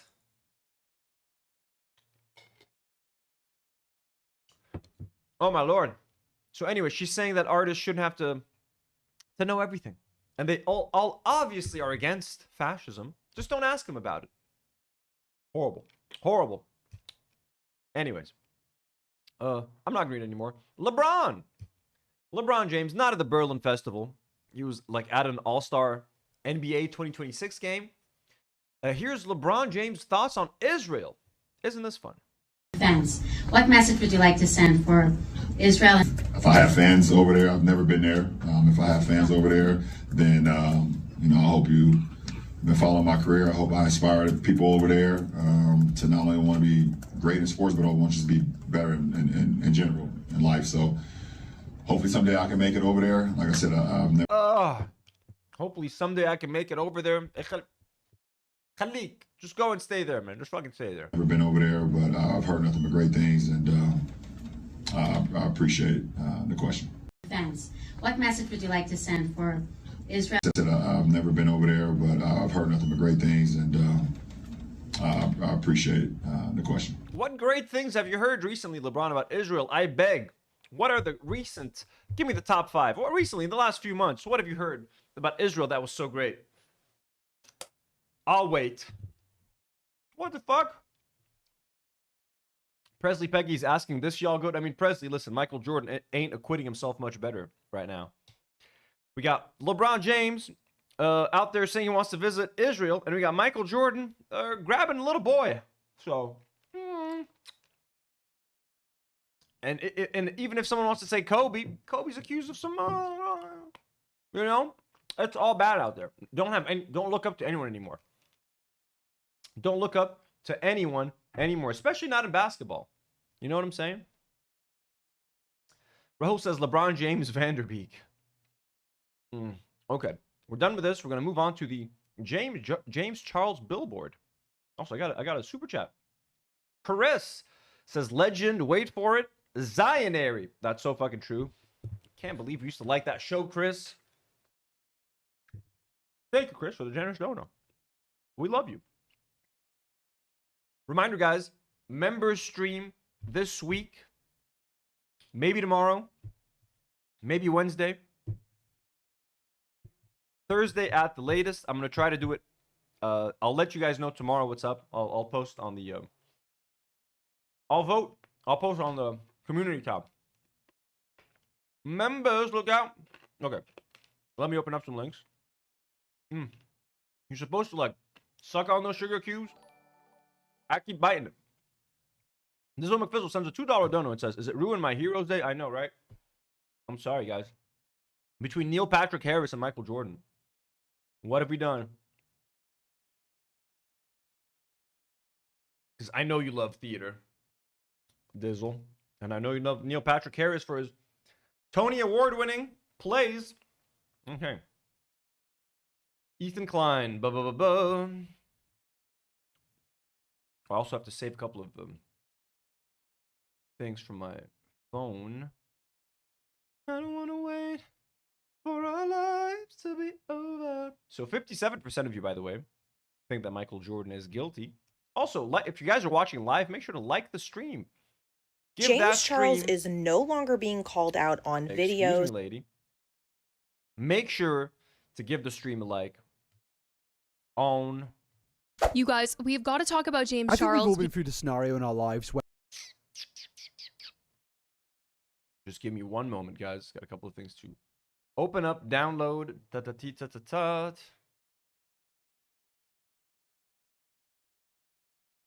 You guys might hear some videos playing. Excuse me, what do you... They play automatically. Stitch. Okay, a couple more things.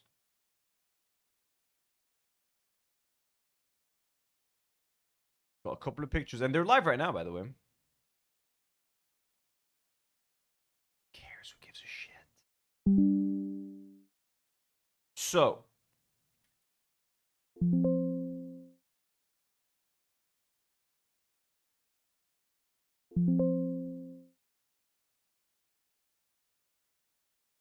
Sorry, just saving a couple of pictures.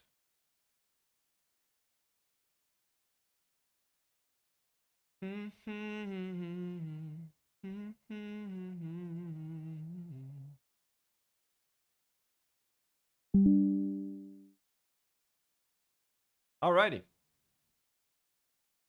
So, a couple days ago, Ethan Klein, it appears, has put up a public billboard. Ethan Klein, host of the H3 podcast, friend of this show. Lol.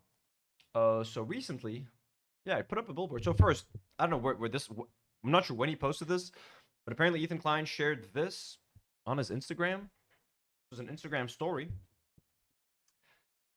Someone on the H3 Productions Reddit said, "This is a serious message for Ethan Klein. Please look into hiring outside help because Hassan Snark's propaganda machine has become too powerful. The lies and misinformation needs to be stopped." And Ethan shared this with this message and says, "Tom went to all the top PR firms a month or two ago and they all rejected us.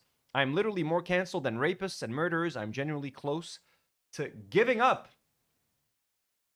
I'm not sure why a PR firm would like reject them. PR firms have literally worked with like Johnny Depp and shit, like the worst fucking people and people that have been accused of like horrendous shit. So, I mean, you'll always find someone to rep you, man. It can't be that hard. But anyways, Hassan quote tweets this and says, "Dude spent the last 2+ years calling every pro-Palestinian content creator anti-Semitic terrorists. Hey, including us. Hello, we're part of that group. Tried to get us deplatformed. That's true. Tried to get me deplatformed. Harassed us with a legion of pedo troll RW right-wing allies, launched BS lawsuits against 3 smaller creators to bully and silence them while losing 60% of his audience. Dropped the lawsuits, focus on healing what's rotting inside of you." Pretty true. Pretty true, Hassan. Good old like on that good old tweet. But anyways, that's a small little update. Oh, and on that games thing, let's listen to their audio in that Mugenics game. Meow. Meow. Meow. Meow. Meow. Oh, it makes sense that he's like doing like a cough, meow. Oh. Meow. Meow. Ow. Meow. Meow. Excuse me. Ow. Meow. Meow. Meow. I want to hear the Ela meows, bro. I guess it's gonna sound like meow. Is it meow? I'm a cat. So they're playing cats. Purr, purr, purr, purr, purr, purr, purr. Purr, purr, purr, purr, purr, purr, purr. Meow. Meow. Meow. Meow. Meow. Yeah. Dude, that's Ela doing this? Oh my god, dude. Oh, I can't believe this. Yeah. Meow. Meow. Meow.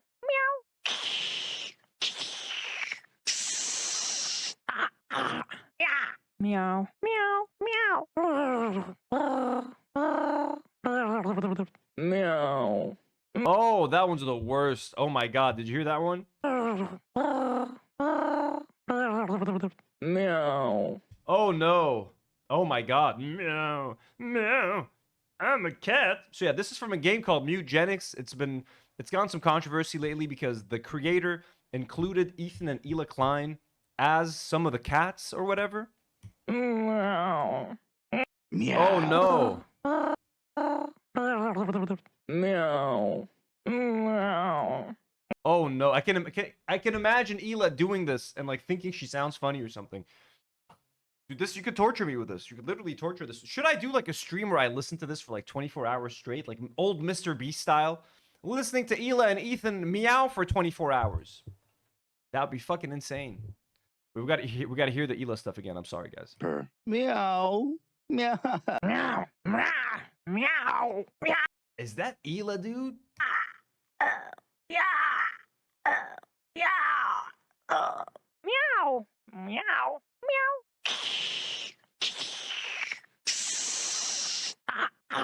Yeah.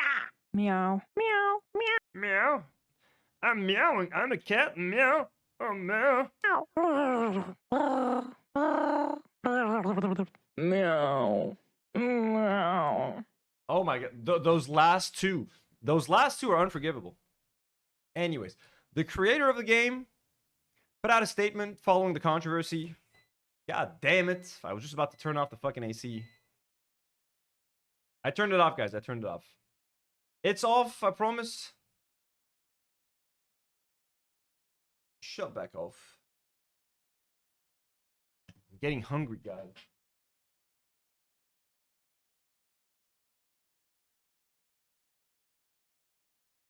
I'm getting hungry. So the creator put out this statement. I wanted this game to feature a huge array of iconic voices I've been hearing echoing across the internet for most of my time making games. The inclusion of Ethan and Hila was counterbalanced by iDubbbz and Anissa. I made sure to contact them both to make sure they were okay. Both very adult about it, and I really respected that. So I guess Anissa and the iDubbbz are also in this game. I have no interest in playing this game, so I included Chris, but also Liquid Chris. I didn't realize Matan was controversial. If I only included people who share the same exact opinion as me, I'd be the only one meowing in the game. If a cat appears with the voice of someone you hate, you can literally throw it in the trash, or worse. But anyways. Meow. Meow. Oh my god. Meow. That's so cursed. I'm gonna be dreaming about these horrible meows, I think. Anyway, so back to the main topic at hand in this situation. The billboard. So there's a James Charles billboard in Los Angeles that Ethan Klein has paid for. He's apparently paid like $10,000 to put this up. He's been talking about this, and if you guys are wondering, like, I mean, what has James Charles done to deserve this? You guys have probably heard. He's been accused of, like, inappropriately, like, talking to underage people online on, like, Instagram, DMs, TikTok, whatever it is, Snapchat. He has done some inappropriate texting with minors, which is definitely and certainly fucked up. You know what I'm saying? The problem with this whole thing is that the person who's paying for this and who's doing this is Ethan Klein, who is literally doing this. If you thought that Ethan Klein was doing this out of the kindness of his heart or because he genuinely cares about the victims, you'd be mistaken. Ethan Klein, I think, is doing this because it's like an easy W. Everybody hates James Charles. His and Ethan's own reputation is in the toilet. If anyone's reputation is worse than James Charles, it might be Ethan Klein's. So what is he doing? He's going after someone who's like a known piece of shit and putting up a billboard to try and get to get some credit. You know what I mean? Like, hey, you went after him. So while the person he's going after, James Charles, is justified. Like, fuck James Charles. It's good that someone's kind of fucking with him. But, like, it's the wrong messenger. Right message, wrong messenger. And that's what a lot of people on TikTok had to say. So this lady made this TikTok kind of explaining the situation. James Charles is no longer being called out on videos on social media. He is being called out in the middle of LA on a billboard. Imagine my surprise when this pops up on my FYP. I said, this has got to be AI. This has to be fake. But very quickly, I found... What the billboard says is, say, James, I hear you text him young. So it's a reference to you know... Damn, what's it called? What's his name? Haley D, who's been a member for 11 months, says, I would do an American Psycho with the Ethan and Hila cats. Oh my god, yeah, that would be fucking crazy. Yeah, it was Drake versus Kendrick, the Kendrick song, obviously. So and Ethan's a big Kendrick fan, so he thinks he's Kendrick Lamar in this case. That this is very much real.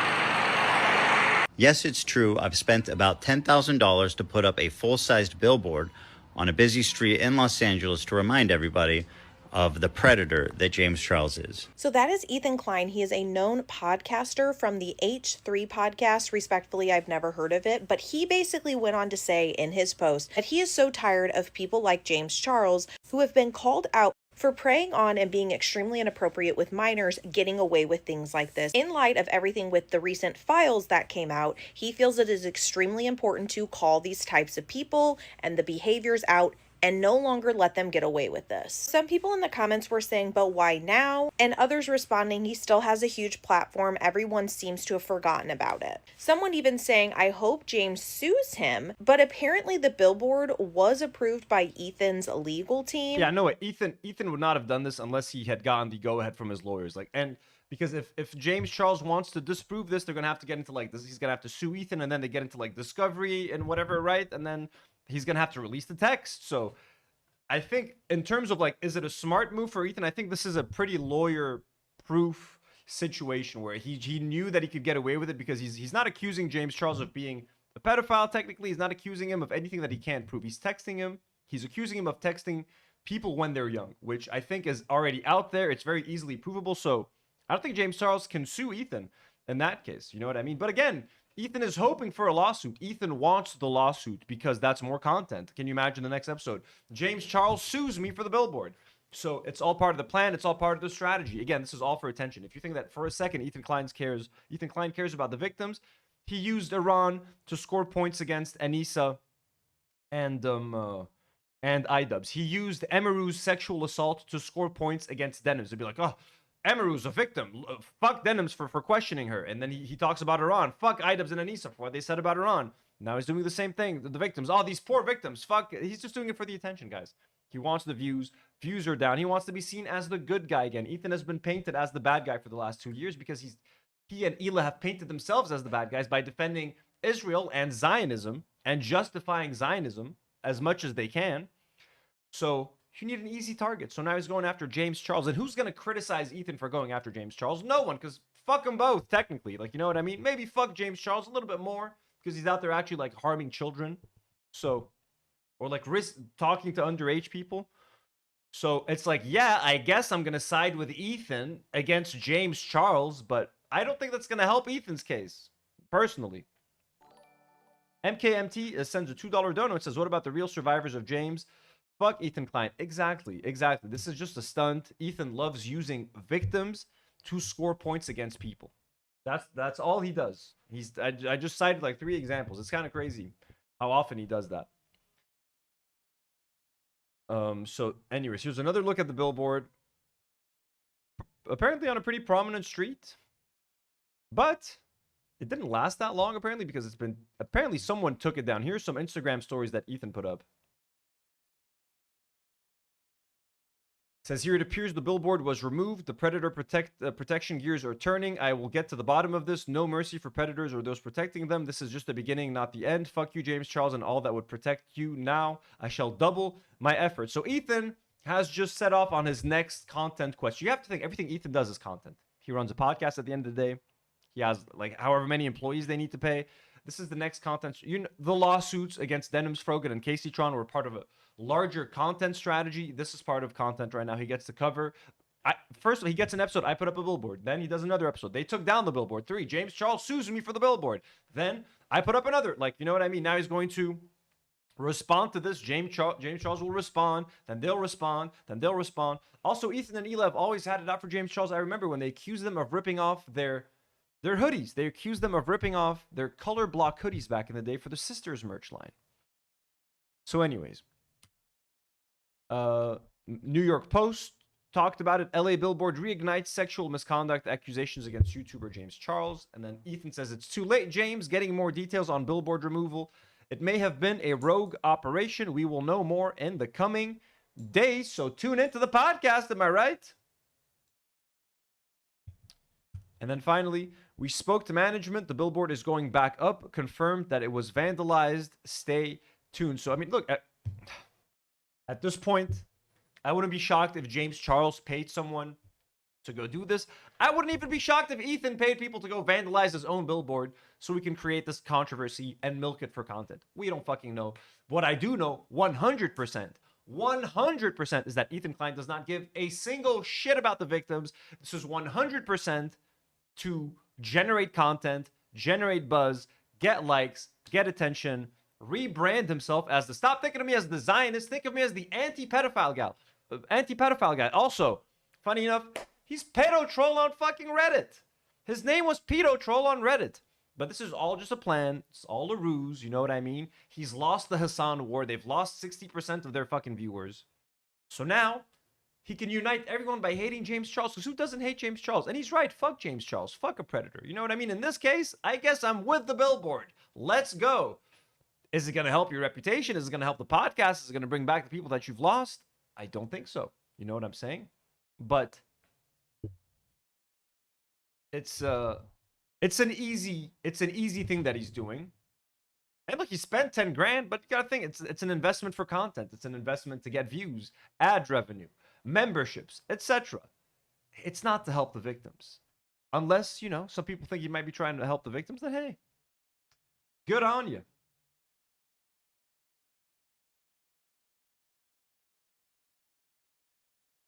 Let's see. What else we got over here? Oh, Rupert Grint. Let's close this. So this is let's watch some videos of Ethan, some TikToks that Ethan dropped. You mean Ethan Klein paid for this billboard that says "Say"? Yes, it's true. I've spent about $10,000 to put up a full-sized billboard on a busy street in Los Angeles to remind everybody of the predator that James Charles is. With everybody talking about the Epstein files and thinking back on Harvey Weinstein and people like him that have got away with it for so long. And all the time, people are asking, how did we let this... I love that we're comparing. Look, I don't know in detail what James Charles has done, but like comparing him to Jeffrey Epstein and Harvey Weinstein is kind of nuts. And I'm not trying to minimize this. What I'm saying now might sound like I'm minimizing what he's doing. Like, I don't know what he's done, and there's a couple of videos that we can watch. One of them is way too long, but like, I'm sure he's done horrible things, and if not caught now, and if not stopped now, he might grow into a Jeffrey Epstein or Harvey Weinstein. But like, you know what I'm saying? Like, people are out there going after Jeffrey Epstein. Ethan Klein is fucking, I'm going after James Charles. Chris says it's so random to bring this back up. That's what I think. Like, I just think it's a little bit like the timing. Like, okay, this would have been, you could have done this 2 years ago. You could have done this a year ago. I think something else came out against James Charles like 2 months ago or something. But like, the timing is very, again, it's just a PR move. It's a PR stunt for Ethan. He's trying to rehabilitate his own image. He's trying to rehabilitate his podcast image. We're the good guys. We're going after the bad guys. We're going after the pedophiles. Forget about all the Zionist stuff. Forget about the lawsuits, maybe temporarily. I don't think he wants you to forget about the lawsuits, but anyways. This guy get away with it. And I'm looking at James Charles rebuild his career, collaborate with mainstream people, and I'm wondering, and it's all happening again. You ask, how is people like him get away with it for so long? And yet here we are allowing it to happen again. So far, this is the only good idea I've had to try to do something. And with somebody with resources and reach, I feel like, you know, it's the least I can do to try to remind the people of Los Angeles and the world that this is what James Charles gets up to. And it's time we start calling him out. So I hope you all enjoy it, except you, James. Excuse me, what do you mean? But there was one more video that I wanted to pop up, actually. That first lady that was talking about him. Where is she? That lady. If you go to her comments, James Charles is no longer being called out. So this lady, if you go to the comments, everyone's like, are people forgetting what Ethan did? So no one in the comments is fucking with it. I think Ethan should be called out instead, to be honest. Y'all really let him go. Ethan is married to an IDF soldier. Probably should have Googled Ethan Klein, Lamau. Right message, wrong messenger, which is what I agree with. The right message, I guess, you know, but wrong messenger for sure. Ethan Klein is definitely the wrong messenger. Ethan Klein also isn't much better. Didn't Ethan get exposed for the same thing? I mean, not exactly the same thing, but for being pedo troll on Reddit, yes. Okay, now make out calling out on the E-files. All this energy for James, but none for Drake, Chris Brown, Trump, Jay-Z, and even on the Epstein files. It's down now. James' team got it taken down. Ethan Klein found his new grift. That's true. That's a good way to say it as well. Ethan found a new grift. He's moving on from Hassan, hopefully. Now to James Charles. Wrong messenger. So yeah, TikTok isn't falling for it. Again, TikTok is too fucking clever, man. Gen Z and Gen Alpha, like, do you think those fuckers, do you think you're gonna get past them with a James Charles billboard? Do you think these people are leaving their homes to see the billboard, Ethan? These people can't afford cars. No one has a car. No one on TikTok has a car. Most people on TikTok don't have a car. That's what I would guess. So there's more Ethan TikToks celebrating this. Again, he dropped 3 TikToks ever since doing this. So if you don't think that this was just for PR, that he doesn't give a shit about the victims, it's just content for the podcast, you know, here's more proof. Well, as of this afternoon, I can confirm that the billboard is down. This is an interesting mystery at hand.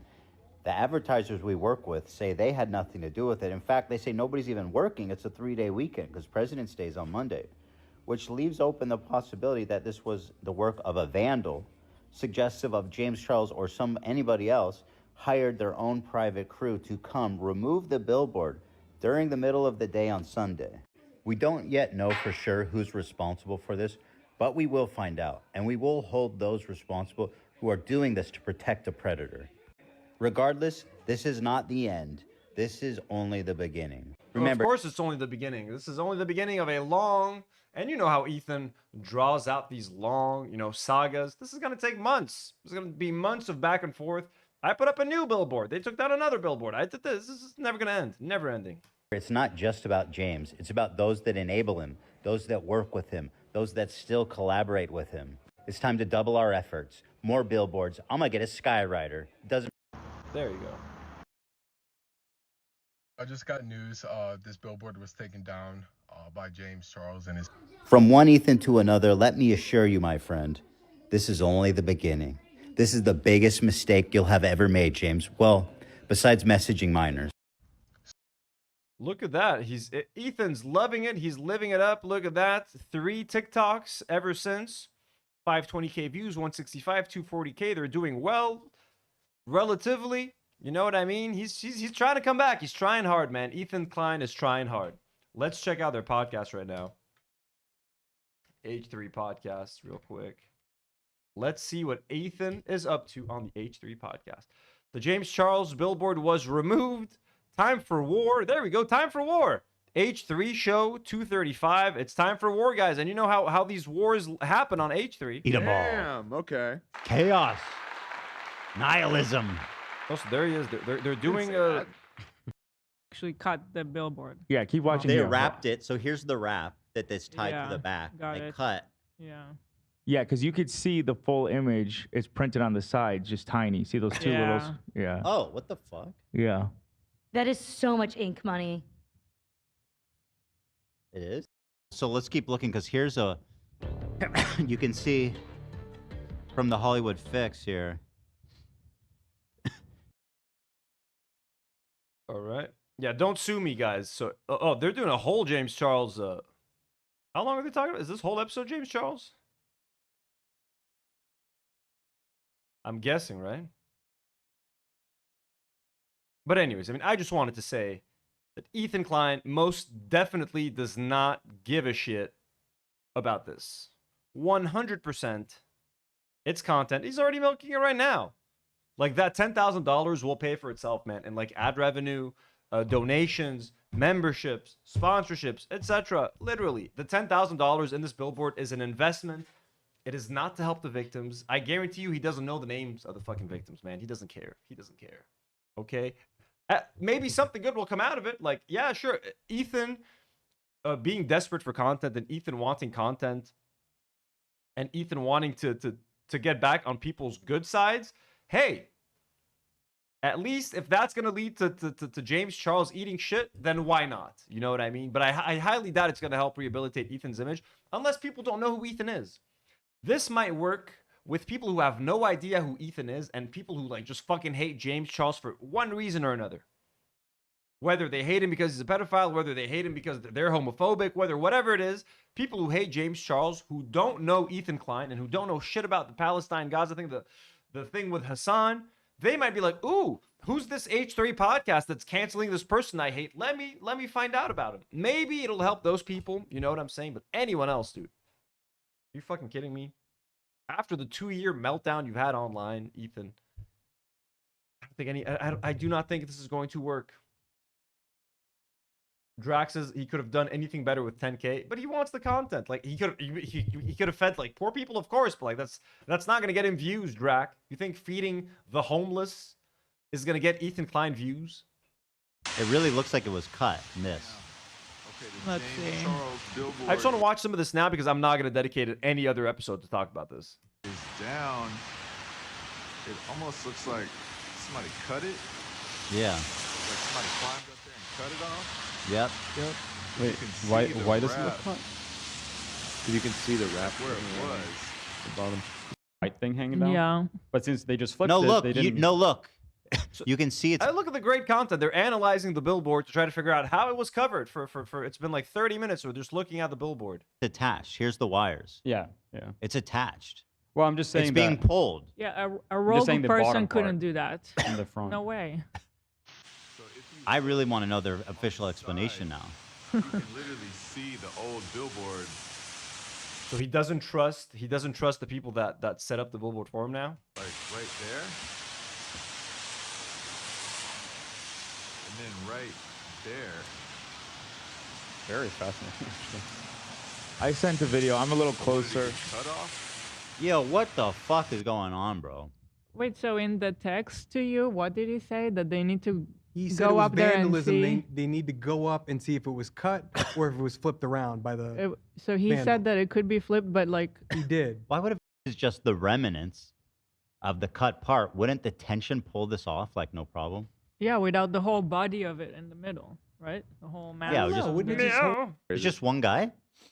This guy seemingly did it all by One himself. flip, one guy, one flip.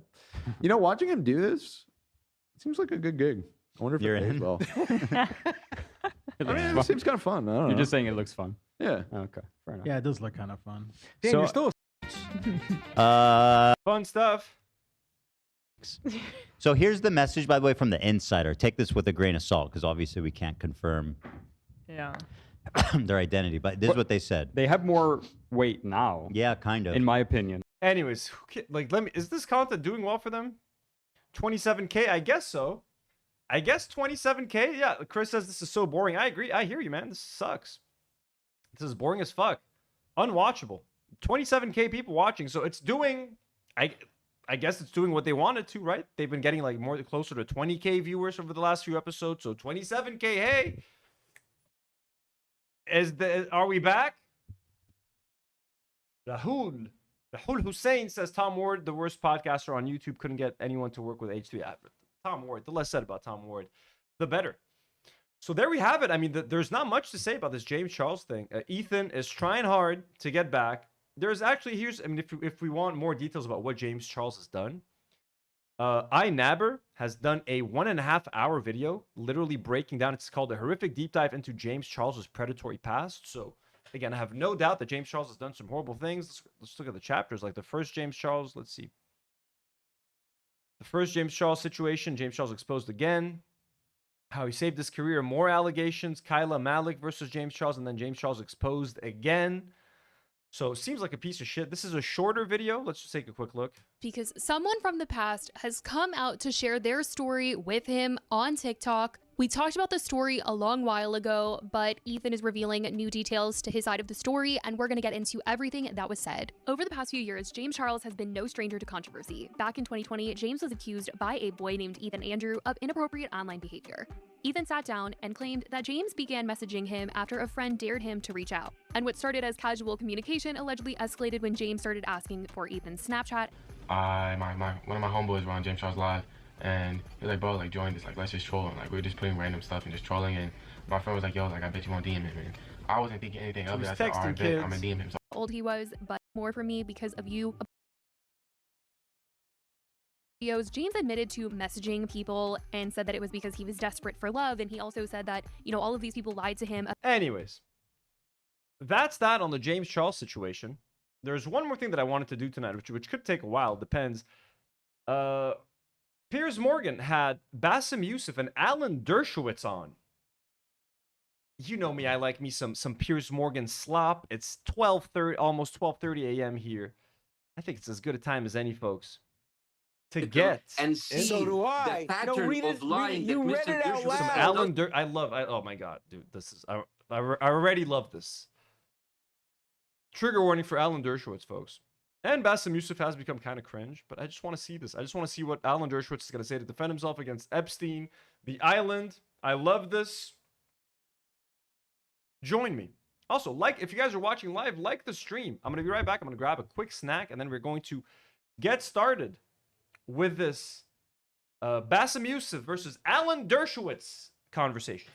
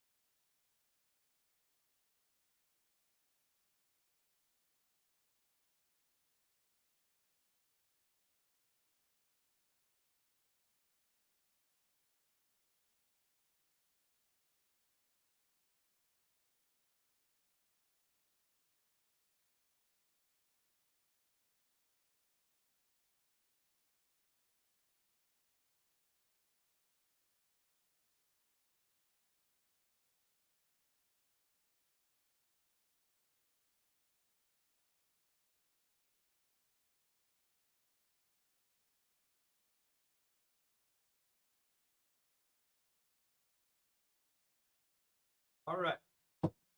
Here we go. It's over the years. So, Well, all right, now let you're me gonna get add to the involved now. lawsuit. Let, Now let you're me, gonna add all to right, the let me lawsuit. say Okay, something now. Let's get back to the I'm threatening people. Oh, dude, I can't wait. Let's go. Let's go. Alan Dershowitz and Bassem Youssef debate whether Epstein was a spy. And Jeffrey Epstein's former lawyer, and comedian and activist Bassem Youssef. Well, welcome to both of you. Alan Dershowitz, I know you said emphatically you do not believe Jeffrey Epstein was a spy, but as more and more stuff appears in these document dumps from the files, there is more and more stuff linking him. I would normally say shame on Piers Morgan for bringing on Alan Dershowitz and helping him and giving him a platform to like defend himself and like normalize him. But like, at this point, it's great for the entertainment. I just want to watch people shit on this man. I think he has like a humiliation fetish or something. Like he doesn't mind getting on TV and being accused of being a pedophile over and over again. It's less likely to happen on like CNN and other networks and like Fox that are friendly to him. But on Piers Morgan, shit, anything goes. And with Bassem, let's see. He's probably going to try to do some good shit here. To Israel, to Ehud Barak, to all sorts of stuff. Are you still as certain? More so. Look at the chronology. As far as I know, he doesn't meet Ehud Barak until after he pleads guilty. And if he had been a spy before he pleaded guilty, the first person he would have told that was me. I was trying to get him the best possible deal. And I asked him over and over again, what can you tell me that will get you a better deal? Do you have anything on Trump? Do you have anything on Clinton? Do you have anything about intelligence? He would have told me. Instead, in 1999, 1998, I was in Israel doing research for a book, and he called me from Paris saying, I want to come to Israel. I've never met any Israelis. I don't know anybody there. Could you arrange a lunch for me with Israel's 5 smartest people? And so I did. I got the Justice of the Supreme Court. What the fuck kind of question is that? I'd like to have dinner with Israel's 5 smartest people. It's like a cartoon request. Bring me the 5 smartest people in all the land. I want a meeting with them in Israel. The smartest minds. Please, who are the smartest minds in Israel? Alan Dershowitz, the pedophile? The Attorney General people. And so I did. I got the Justice of the Supreme Court, the Attorney General, interesting people that I thought he would meet. And we had lunch, and then he and I took a walk in the Shuk, and I bought him a T-shirt which said, I'm a member of the IDF, kind of khaki T-shirt, and he loved it. He wore it. This fuck you and that fucking tacky. I'm a member of the IDF. Hilarious T-shirt. I love killing Palestinian kids. Dude, I mean, I'm just like... There's no possibility that he was working for intelligence at the time I was representing him. Now we have a chronological issue. He meets Ehud Barak, but that's later. Did Mossad hire him after he was convicted? Well, maybe. Your previous guest talked about planes involving Victoria's Secret. Well, Wexner didn't buy Victoria's Secret until well after the early time. So one has to look at the dates. One has to look at the chronology. I hate to pour water on a fascinating conspiracy theory. It's so much fun to talk about. But from what I know... Fun to talk about. I'm sure... Do you have fun talking about Epstein? How's it fun for you to talk about Epstein when you're asked, hey, why were you on the island 34 times? How's it fun for you, man? I just don't see any evidence that he ever worked for the Mossad. And if he did, why wouldn't he have told me? I actually was a lawyer. I represented the Mossad back in the 90s when 3 Mossad agents were caught in Cyprus, and Cyprus thought they were working for... So this guy just represents the worst people on earth. I represented Jeffrey Epstein. Also, I represented the Mossad, Israeli spies. Dude, I can't wait for this guy to, like, burn in hell. Like, genuinely. Turkey, in fact, they weren't, and I helped to get them out. I have a very good relationship with the current head of the Mossad, the former head of the Mossad. Obviously, I've asked them, all pedophiles. Great friends of mine. That question, and there's no evidence at all. Alan, I would say this. Seen I would say, Alan, I would say this to you. If I was to ask you, about all the despicable crimes that Epstein was committing, right, you would say, because I think you've said it publicly, you didn't know about any of that, right? So could it be that Jeffrey Epstein just had a completely different life that he just did not tell you about, and that included despicable human sex trafficking, and it may also have included being a spy. I mean, clearly, if he wasn't telling you about all the sex trafficking, which was a huge amount of his life, then why is it surprising if he kept the rest of it from you? I hope Bassem's cooking up some good stuff. How many views did this get? Was this like a popular? 1.2 million. Bassem Youssef always gets the views. He always does well for peers. Well, it's very surprising because telling me about his sex life didn't help him. Telling me that he worked for the Mossad would have given him a get out of jail free card. Remember, Jeffrey Epstein hated me before he died. He wrote all kinds of letters to Woody Allen as to what a terrible lawyer I was. He wouldn't pay me my fee. He fired me because he thought I had gotten him a terrible deal, that famous sweetheart deal. He ended up 18 months in prison. He was outraged. He didn't want to spend a minute in prison. I could have gotten him no jail time. If he had told me he worked for the Mossad, for the CIA, he was an intelligence source, it would have been a slam dunk for me to go to whoever I had to go to, even up to the President of the United States, and I would have gotten him a deal with no time. I would have gotten that pedophile. The greatest deal ever. Would have been a slam dunk for me. Dude, some of these lawyers are fucking disgusting. At all. Epstein was a selfish SOB.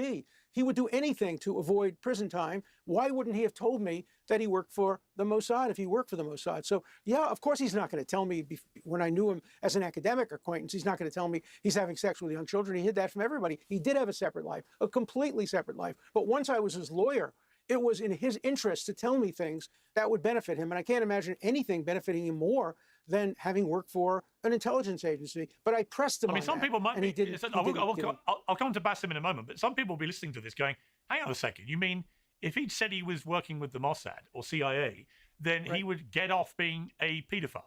In other words, you can commit crimes of paedophilia he wasn't accused of being children, No, and you would simply not go to prison for it. That's right. Let's be clear. He was charged with 2 counts. One, a 17-year and 10-month-old woman who he paid for prostitution. Oh my God. Oh my God. He's doing it on TV. On YouTube. He's doing he's technically not a pedophile. She was 17 years old, so technically, because he's talking about himself.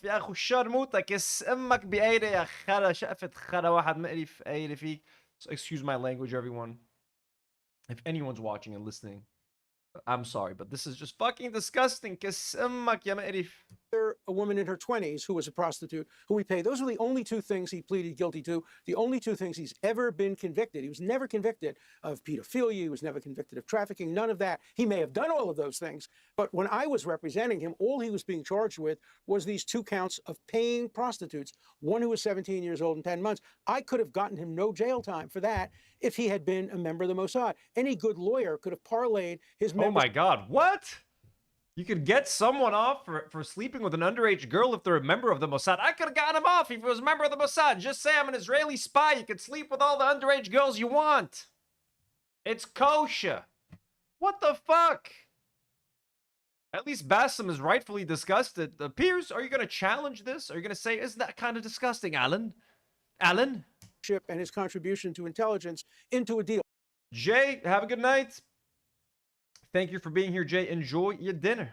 Or, for example, if he had anything on Donald Trump or anything on Bill Clinton, of course any prosecutor would exchange this nobody, who nobody had ever heard of at the time, getting free from prison for, my God, the president, former president, future president. No, the best evidence is that he never, ever tried to tell me anything that would help him, that would support any of these theories about Clinton or Trump or the Mossad. So I am completely confident that he was not an intelligence asset. I wish, your previous guest is right. He would have been a perfect intelligence asset if I were the head of the Mossad.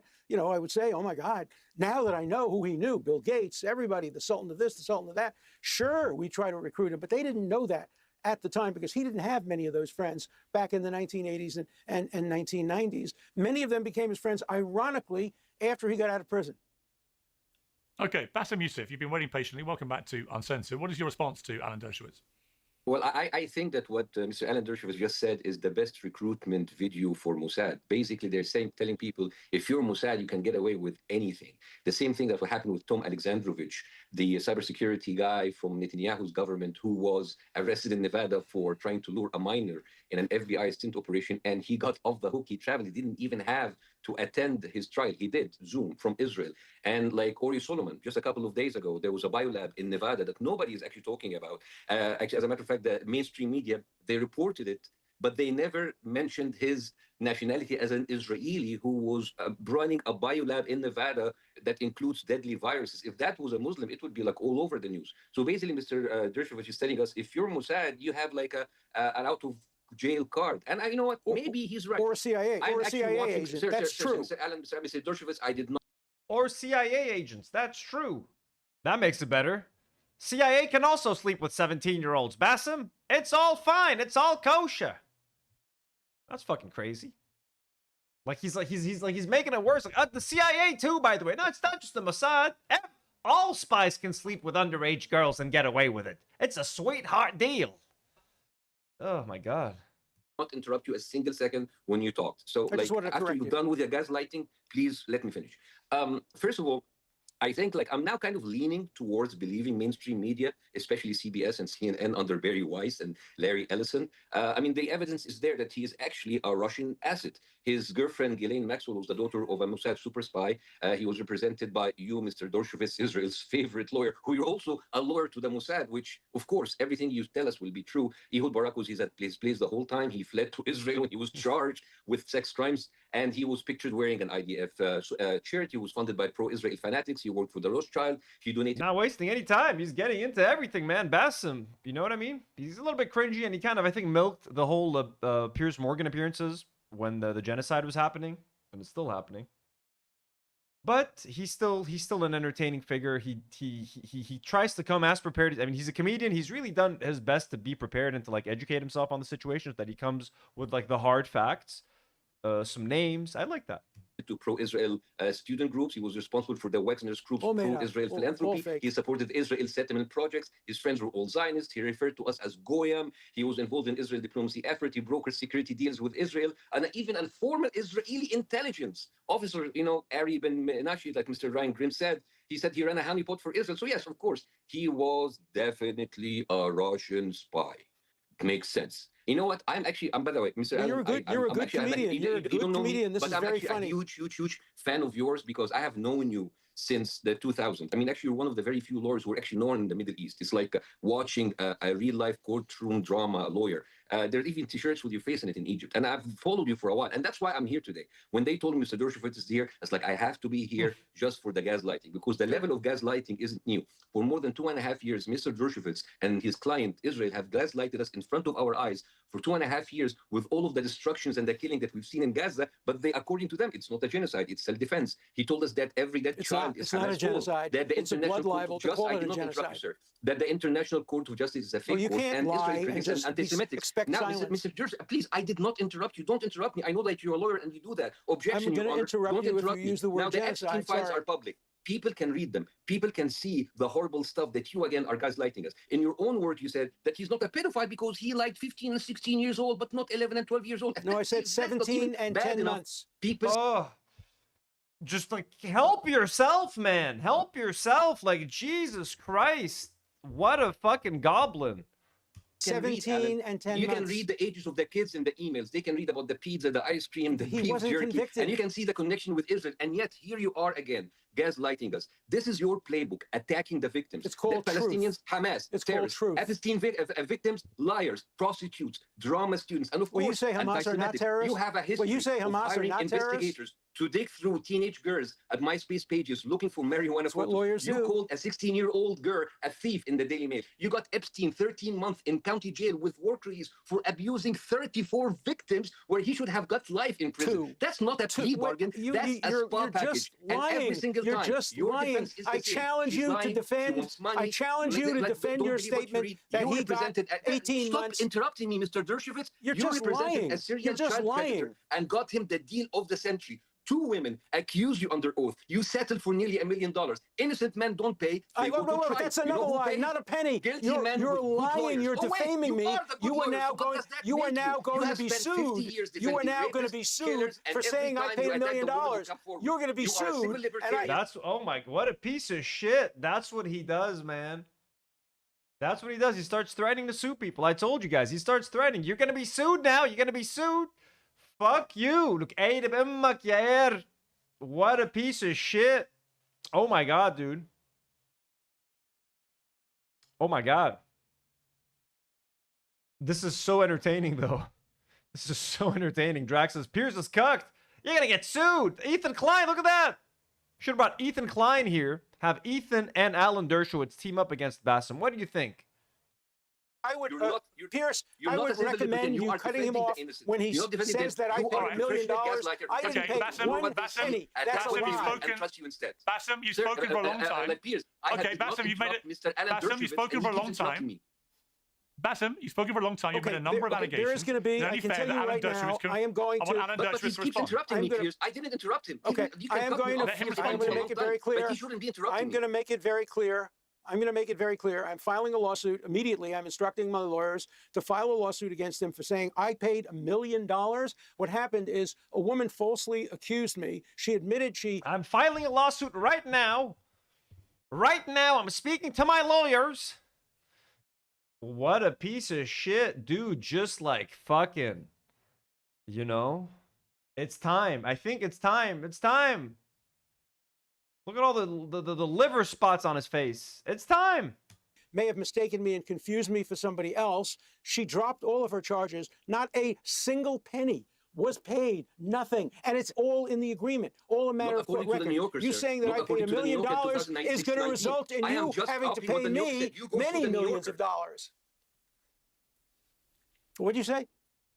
This is from the New Yorker. The New Yorker never said anything like that. You know, you're such a liar. You know, I thought you were a comedian. I thought at least you'd be funny. You're just a liar. You're just somebody who is prepared to make any kind of anti-Semitic, anti-Israel statement. Oh, and you're willing to lie about it. Now, I want you to justify Dude, it's the same playbook. It's the same playbook. All Zionists will accuse you of being anti-Semitic. Well, all, I mean, I guess maybe just Jewish Zionists in that case are going to accuse you of being anti-Semitic. I want you to justify that I paid $1 million. I want you to justify that. Will you justify it? Will you justify that I paid $1 million? Where did you get that piece of nonsense? Where did you make that up? You said Hamas is not a terrorist organization? If you want to sue someone, no, you show me the New Yorker and I'll pay you $1 million. You're a liar. The New Yorker didn't print that. You're lying. Okay, why don't we take a time out now? Let's look. You know what? Let's look. I'm curious now. The New Yorker. Let's find out, right? We got a computer. The New Yorker. Alan Dershowitz. $1 million pay.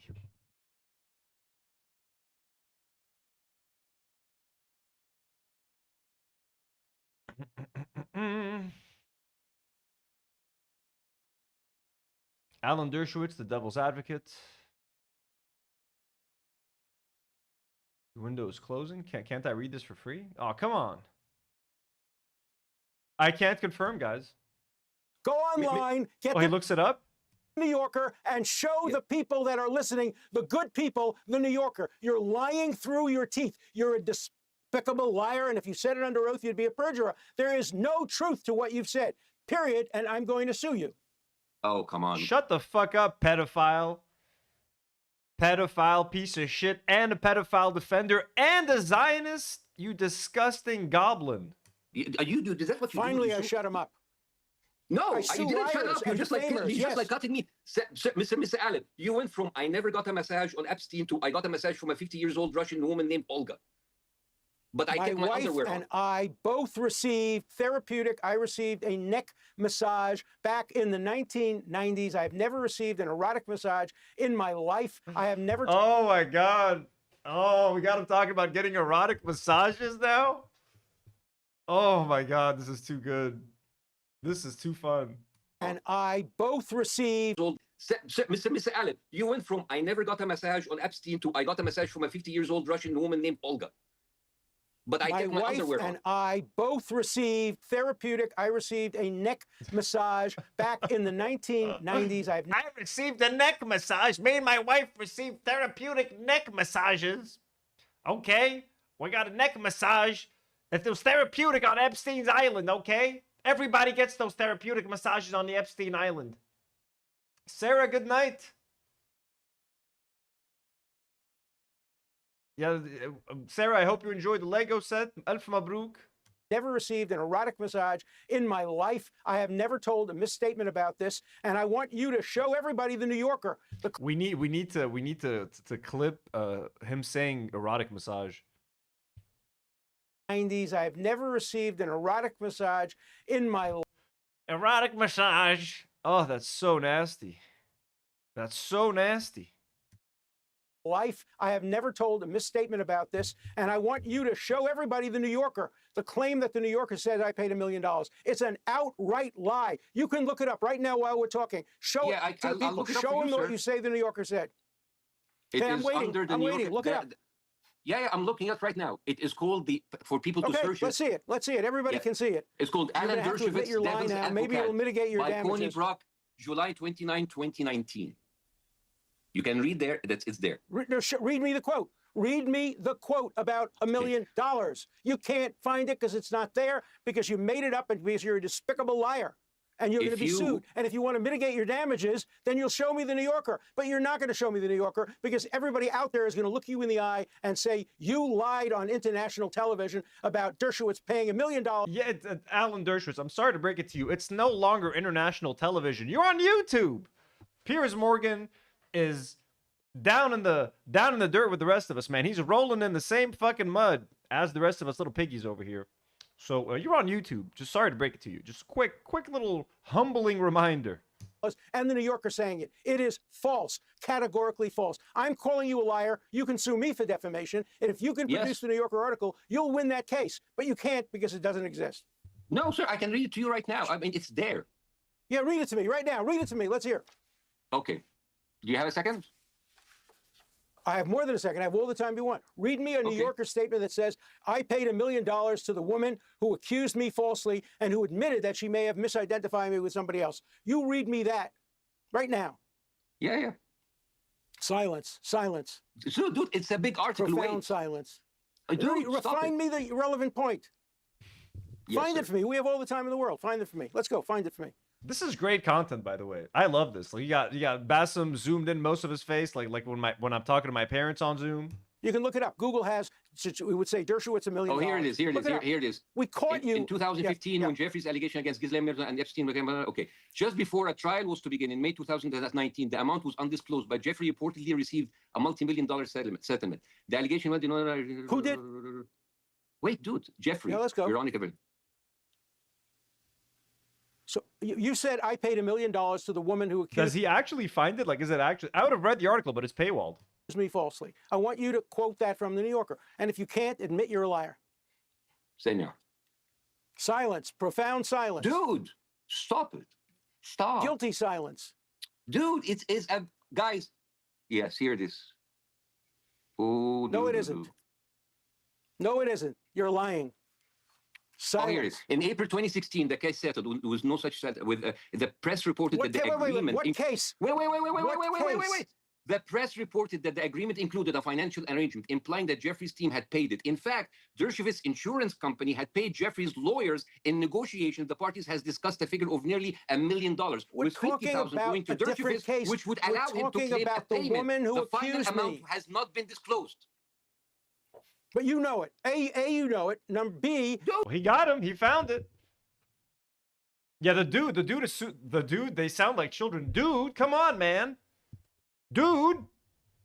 This had nothing to do with Virginia. You want to go and this had nothing to do with the woman who accused me. This was a lawsuit between lawyers, and it had nothing to do with this accusation. Zero. You made up the whole story. The New Yorker never reported it. Pay the lawyers? They also paid me. There was a mutual settlement where both sides paid Where you got sums to each 50,000 and other. they got like the Each rest of of us the million. That received doesn't payments sound like covering great. our legal fees, and this was about lawyers. This was not about any Okay, accusation you know what, guys? against me. I invite everybody to go to read the New Yorker article and see So do I. the pattern of lying You that read Mr. it out Dershowitz has loud. done It's over the false. years. So, Well, all right, okay, let me you're get gonna add to involved the now. lawsuit. Let Now me, you're gonna all add right, to the let me lawsuit. say Okay, something now. Let's get back to the merits. Alan, I want We you- know he's a Alan, liar. Alan- We know he's not a funny Oh, comedian. come on, Go liar, ahead. anti-Semitic. It's the same thing. All right, Just let like, me it's pull it gaslighting, back man. to the bigger Why would I picture. believe you if you Let have me like pull it- lied many Bassem, times? Let me pull it back. Let me pull it back. Alan, I want to just talk to you about something you said earlier, because there's been a bit of confusion about this, I think, in the public domain. You said in the end that the settlement that Epstein made pertained to a 21-year-old and a 17-year-old. But many of the contemporaneous reports about this settlement refer to a 14-year-old girl who Epstein had paid for a massage. That was not at his part of the mansion. case. So can That you was explain? not part of the because case. that's The what indictment. But that precipitated the investigation, right? Let me tell you what happened. A 14-year-old girl was heard over the phone talking to another friend about whether or not she could get a massage from an older man. That precipitated the investigation. But the investigation culminated not in any kind of an indictment regarding that 14-year-old. There was no evidence of it. And so in the end, the 14-year-old claim disappeared. The only evidence that they... The fuck? What? What are they talking about? A 14... How is that relevant to the case? There was just a random conversation of a 14-year-old. Who got access to that conversation? Who heard that 14-year-old girl? What? were able to prove to get a grand jury indictment was a 17-year-old and 10-month person and a woman in her 20s, an adult who has agency. Both of them in the indictment were called prostitutes. And he was indicted for paying money to soliciting two prostitutes, one of whom was 17 years old and 10 months. The 14-year-old was right, so never the 17-year-old, part but to be clear, of the indictment in the case. legally, okay, but Alan, to be clear, the 17-year-old was a legal minor. Of course, and that's why he pleaded guilty to it and went to jail for it. He deserved to go to jail and do you for believe? 17 and 10 Do you month old. believe? Yeah. So I interviewed one of the legal team on behalf of some of these girls involved in that case, who said that he was offended about the characterization of any minor as a prostitute. Well, then he should complain to the prosecution. It's what the prosecution put in the indictment. We didn't write the indictment. The prosecution put it in the indictment. They did an investigation. They found out that these were young women who were coming for pay, were being paid money to give massages. They defined that as prostitution. It wasn't us who did that. That was the prosecutors who did that. So that's all. But when you say he wasn't convicted, okay. But when you say he wasn't convicted as a paedophile, he was though. If you do a deal that involves a minor, look, you can quibble over words, but medical definition of pedophile. Well, no, it's a legal definition, isn't it? He pleaded.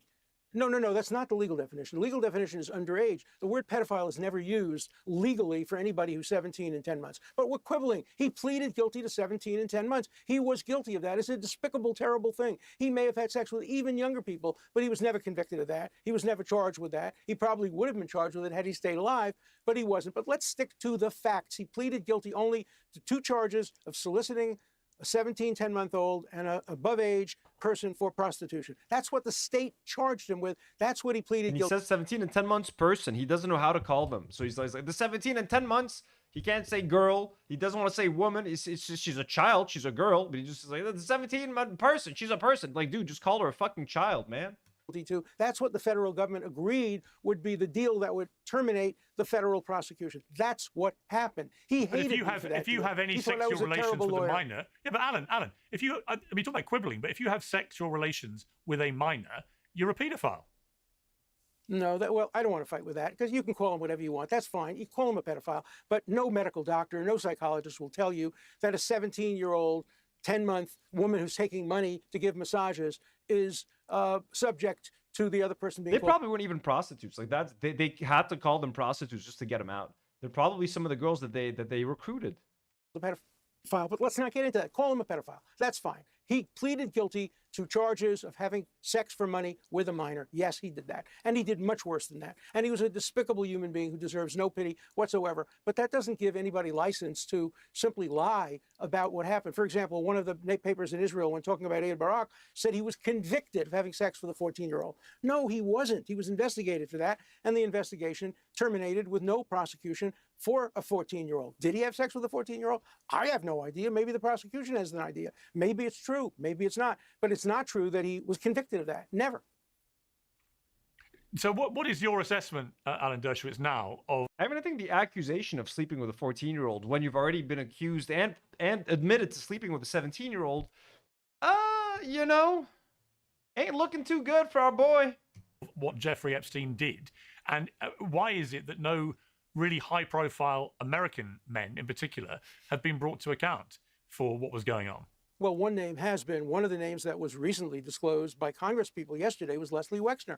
And I think it's very appropriate to investigate Leslie Wexner. He went back to Jeffrey Epstein many, many, many years. Let me give you my assessment of what happened. Look, there were real victims, horrible victims, people who should never, never have been put through this, people who are underage. And I have tremendous compassion for these victims. But then there's another category of people, women who are 25, who came back over and over again and received $150, $200. Then they went and they recruited 14 and 15-year-olds for Epstein, and they were paid to recruit for Epstein. These people should also be investigated. They may have been victims, but they were also perpetrators. It's a lot grayer than the black and white of victimization and survivalization and all of that. It's much more complex than that. But there's no justifying what Epstein did. It was terrible. It was awful. I wish I had never laid eyes on that SOB. He's an awful, awful human being. That's the job of a criminal defense lawyer, to defend and get the best deal. I thought I got the best deal. He thought I got a terrible. Haley brings up a good point. If you have sexual relations with a minor, it's rape, not sex, not sleeping with. Consent can't even exist. Exactly.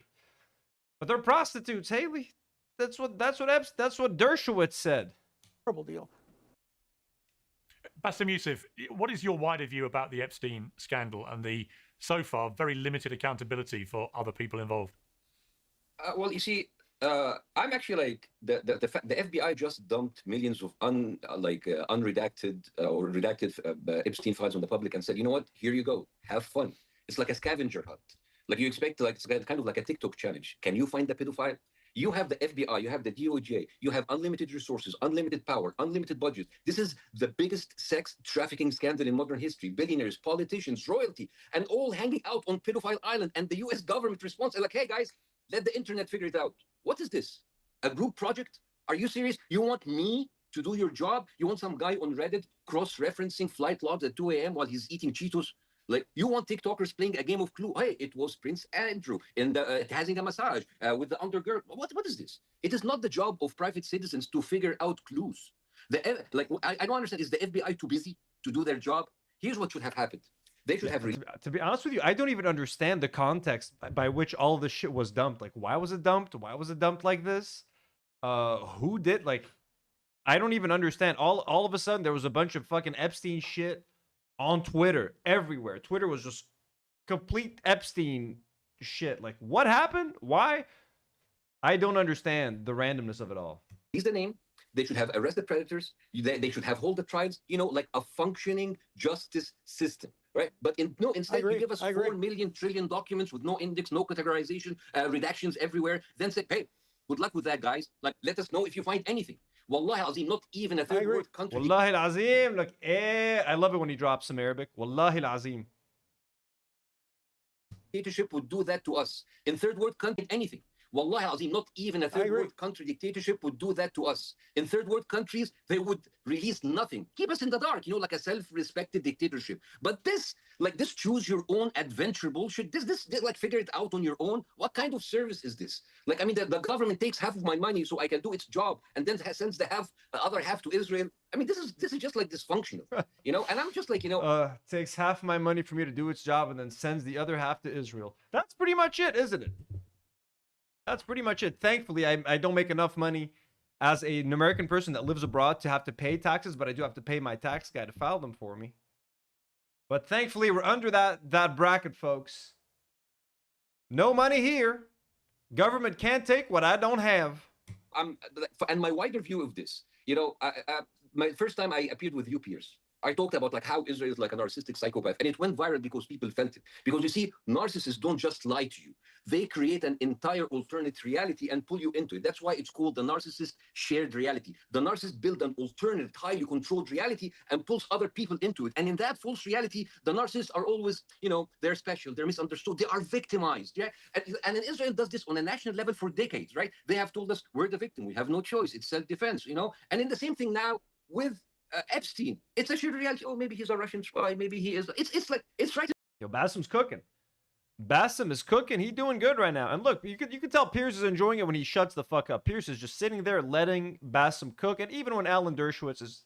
Pierce knows he's got good content. Whatever Alan Dershowitz says is great. It's going to go viral. He's such a little goblin. Such an evil little fucking prick.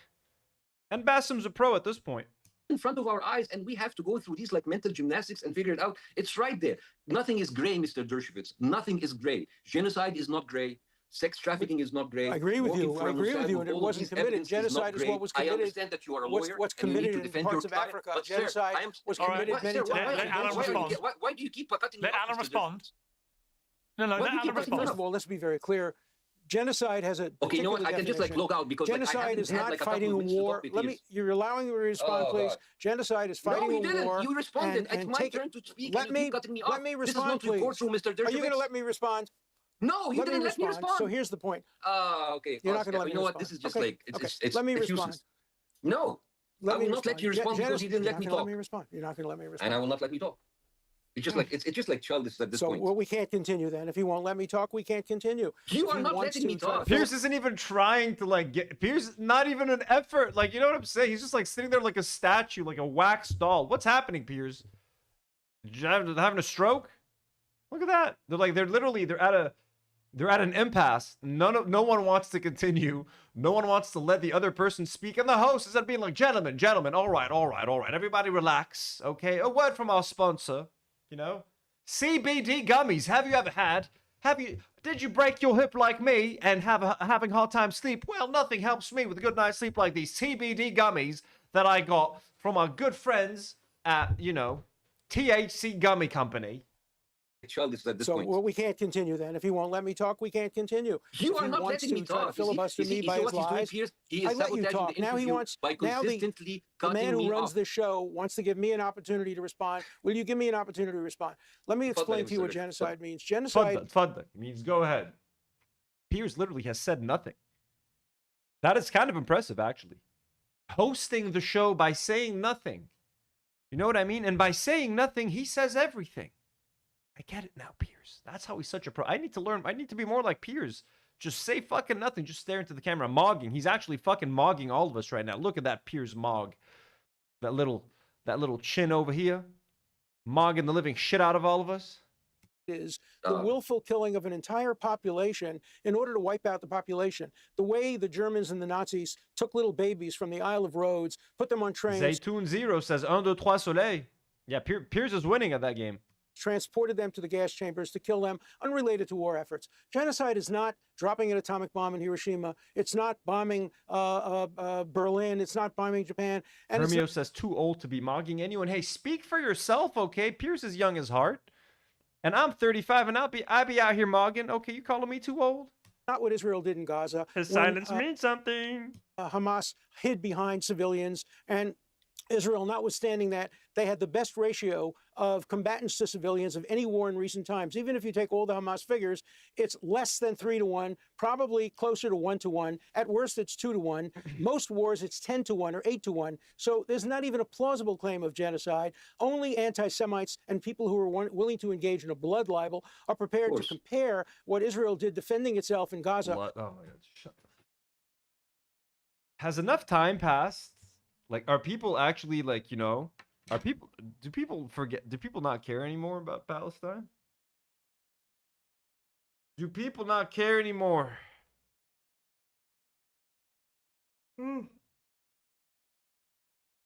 Was out over the weekend with Demi and Beljnoob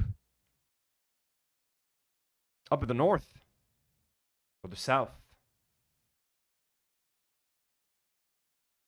Jnoob, yeah. And there was a bunch of we heard a bunch of drones. There's drones everywhere in Lebanon, man. There was drones near my house. There was drones in Beirut, everywhere.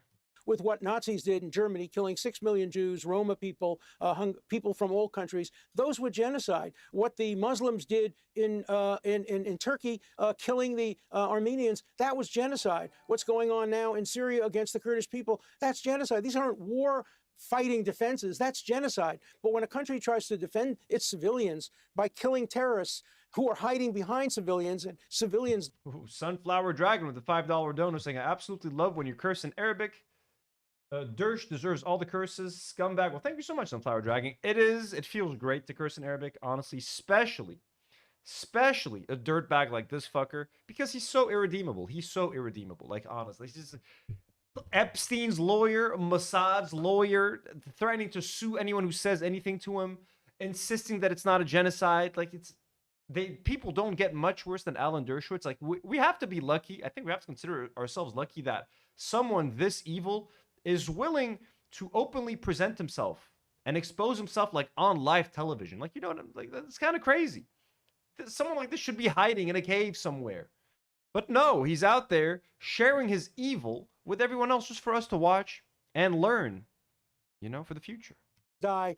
You could call it a lot of things, but the one thing you cannot call it is genocide and maintain your credibility as a decent human being. That is a bloodline to call it genocide. Okay, you've all right. You both made your. I didn't make any points. I really didn't make any points. Yeah, I'm going to come to you, Bassem, for the.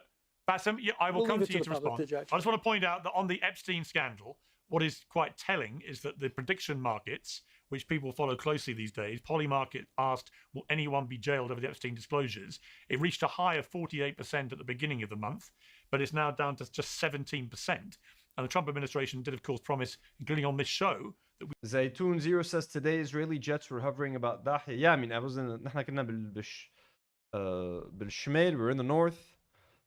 Drones everywhere. Drones everywhere. Again, Lebanon is about, I mean, I've been saying this for a while, but like, Israel is increasing its operations in Lebanon, or they're ramping up to increase their operations in Lebanon. Any moment now, honestly. Could be now, could be in a week, could be in a month. But they're going to be bombing the living shit out of Lebanon. Uzaytun Zero, I hope you're safe. Because, goddamn. Yeah, I don't know if this is a Polymarket ad, by the way. I'm not even sure if this is an ad. We see many prosecutions. It does seem quite extraordinary that now it's looking more and more likely that nobody will be jailed other than a woman, Ghislaine Maxwell. Okay, Bassem, you can have a final response to... Well, we need to see it, I think. Bassem, your final response. I'd like to see it too. I'd like to see a complete, thorough investigation. Anybody who committed crimes, including falsely accusing people of crimes, should be put in jail. And anybody who committed crimes, pedophilia or anything else like it, should be put in jail. And I hope they are. Okay.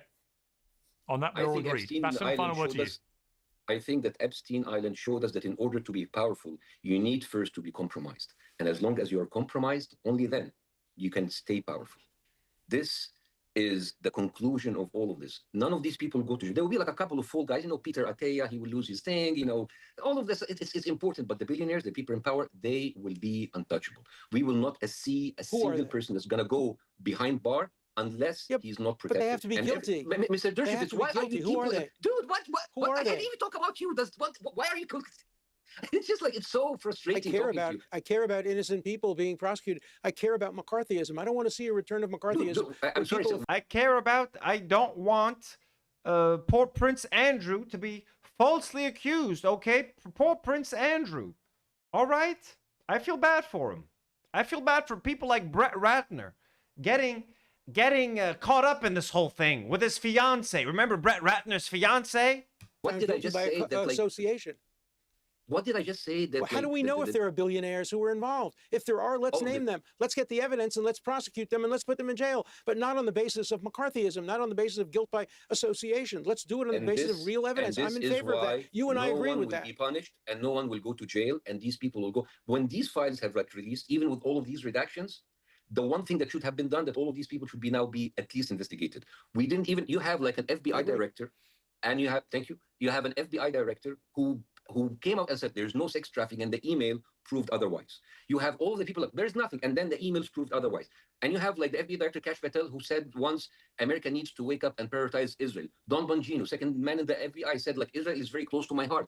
How do you expect truth from these people I think, though, I mean, they are all like working for a different master, and they're not working for the American people. So I really don't expect anything. None of these people will see a day of investigation, a day of jail. All I know, all I know is will be people who are useless or Yeah, unemployed. 100%, absolutely. And again, yeah, why would anyone in the U.S. government try to facilitate in the investigation of Jeffrey Epstein? But their bosses, like everyone is implicated. They're all fucking implicated.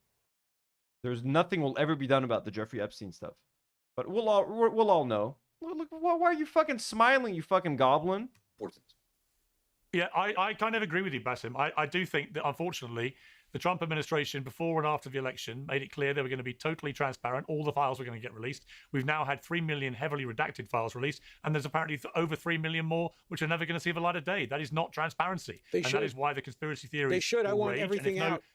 And but that's part of the problem, man. And if no rich, powerful people in the end are made remotely accountable, people will assume they are names that were redacted or never published. Yeah, but unless you publish the files, they can hide behind the redactions and the lack of publication. Every name should be published, including the name of those who accuse them, so that if there's a false accusation, the people who have been accused can confront their accusers. Otherwise, it's McCarthyism. That's why from day one, I wanted no redactions. I want everything out there. The only redaction should be for minors, people below the age of consent. Okay, we're going to leave it there. I appreciate you both coming on and debating. A true hero, Alan Dershowitz. This, and I appreciate that. Thanks for having me. You're not going to agree about much. So happy. Just look at that smile. Holy shit. I'm grateful for the debate. Thank you very much. Oh, by the way, Pierce, Mr. Ryan Grimm, the one that you have hosted in the beginning of the show. First of all, I'm a huge fan of Mr. Ryan Grimm. And as a matter of fact, I want to remind you of something. When I went to you in London a year and a half ago, I brought up to you the fact that Bill Clinton was compromised when Netanyahu told you that we have the tapes of Monica Lewinsky. And at that time, you called me like stupid, conspiracy theories, and you told me this is ridiculous. Mr. Ryan Grimm has made like a complete investigation about this. So please, if you would like host him again, so we can tell you how Bill Clinton and Monica Lewinsky was actually a Mossad operation. Well, you know what? Bassem, here's what I'm saying. A Mossad operation? Really? That's fucking crazy. After all, sir, have you no shame? After all, have you no shame? I mean, it's you have enough no to shame, none at all. You're accusing an innocent young girl, Monica Lewinsky. You're accusing her of being complicit with Clinton in some kind of a Mossad scheme. You have no credibility. That's enough. Check the Times of Israel and check the book that was written by an Israeli author about this. Yeah, your people are actually saying that and wrote stuff about that, sir. Okay, as I said in a previous panel, actually, it's got to the stage with the Epstein scandal. It's got to the stage of the Epstein scandal where I would pretty much entertain the possibility of any conspiracy theory being true, because so many that were dismissed as conspiracy theories have emerged as having credibility. But we shall see. There's a lot more still to pour over. We shall see. Thank you both very much. We shall see. Let's make sure there's evidence of everything. Evidence. That's the key. Let's see the evidence. Let's see the evidence. But thank you both very much. That's what I want to see. I want to see all the evidence. Thank you. Okay, we're going to leave it there. Thank you. Mossad blackmailed Clinton. I'm sure they blackmailed him, but like, did they sort of install Monica Lewinsky there?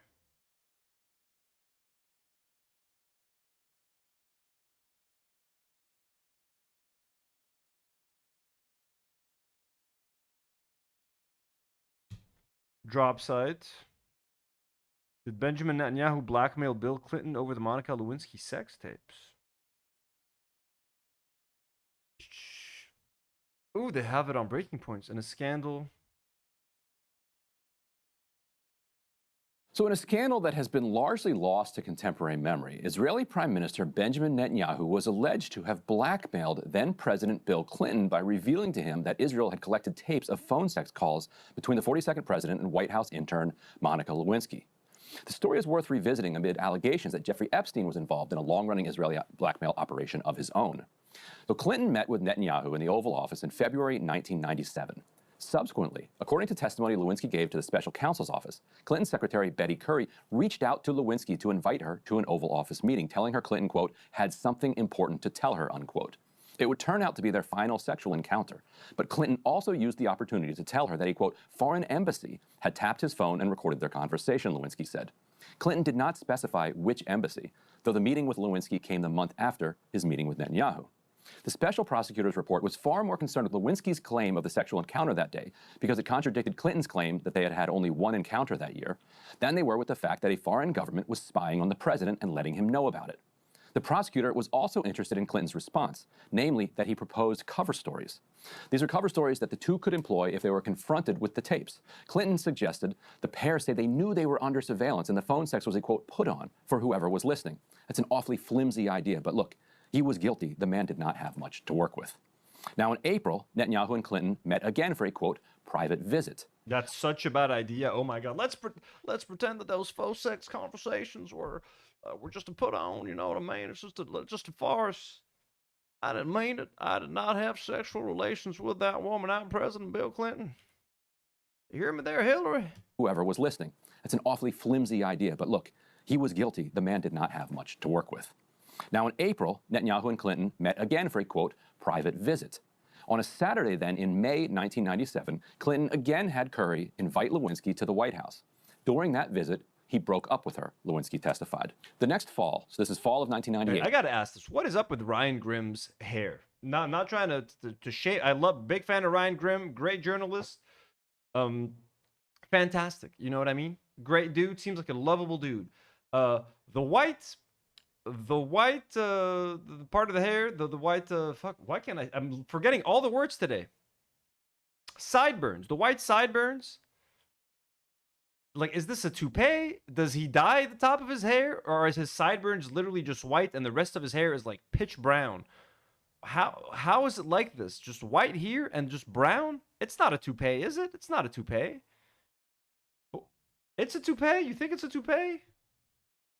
He's bald underneath there? Like, what is going on there? I've always been confused ever since I saw him. He's got the strangest hair. There's no way it's a toupee, right? Clinton hosted Netanyahu and Palestinian leader Yasser Arafat for a summit at Y River, Maryland. Toward the end of the summit, at 7 a.m., after a long night of final negotiations and handshakes, Netanyahu... Chris, good night. Yatik lafya. Have a good one. Approached Clinton privately to demand the release of convicted Israeli spy Jonathan Pollard, long a cause célèbre of the Israeli far right. That's according to reporting at the time from the New York Times. Now, Netanyahu brought up the sex tapes in the context of the Pollard demand, according to subsequent reporting by Washington Examiner editor Daniel Harper in his book, Clinton, Inc., The Audacious Rebuilding of a Political Machine. He writes, quote, not wanting to directly threaten the powerful American president, a crucial Israeli ally, Clinton was told that the Israeli government had thrown the tapes away, but the very mention of them was enough to constitute a form of blackmail, Halpern reported. The talks almost broke down as CIA chief George Tenet told Clinton he would resign on the spot if Clinton agreed to the terms. So instead, Clinton agreed to, quote, review Pollard's case. He did not release him.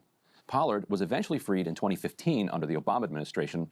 Now, on the last day of his... How did Clinton even get caught back in the day? Like, how did that even happen? I don't even remember. But anyways, guys, that was an interesting episode of Bassem Youssef. Gave me a chance to rest my voice a little bit. Thank you for tuning in, everybody. That was a super fun stream. I'll be back tomorrow on the gaming channel with Elias. We're going to be playing Dark Souls. We're playing Dark Souls 2. Elias is back. We're streaming at like 8:30 p.m. tomorrow for like 2 to 3 hours. We're going to be playing a couple hours of Dark Souls. So join us tomorrow. Wednesday, I believe, Nour and Karine are coming over for a cruise stream. What else is happening? Member stream coming this week. Patreon videos coming this week. What else? Better Left Unsaid this Sunday. It's going to be a busy week of streaming. I think the only day I'm not streaming this week is going to be Saturday. So let's go. Have a good night, everybody. Thank you so much for tuning in tonight. Hope you guys have a great time. We will see you tomorrow for some Dark Souls 2.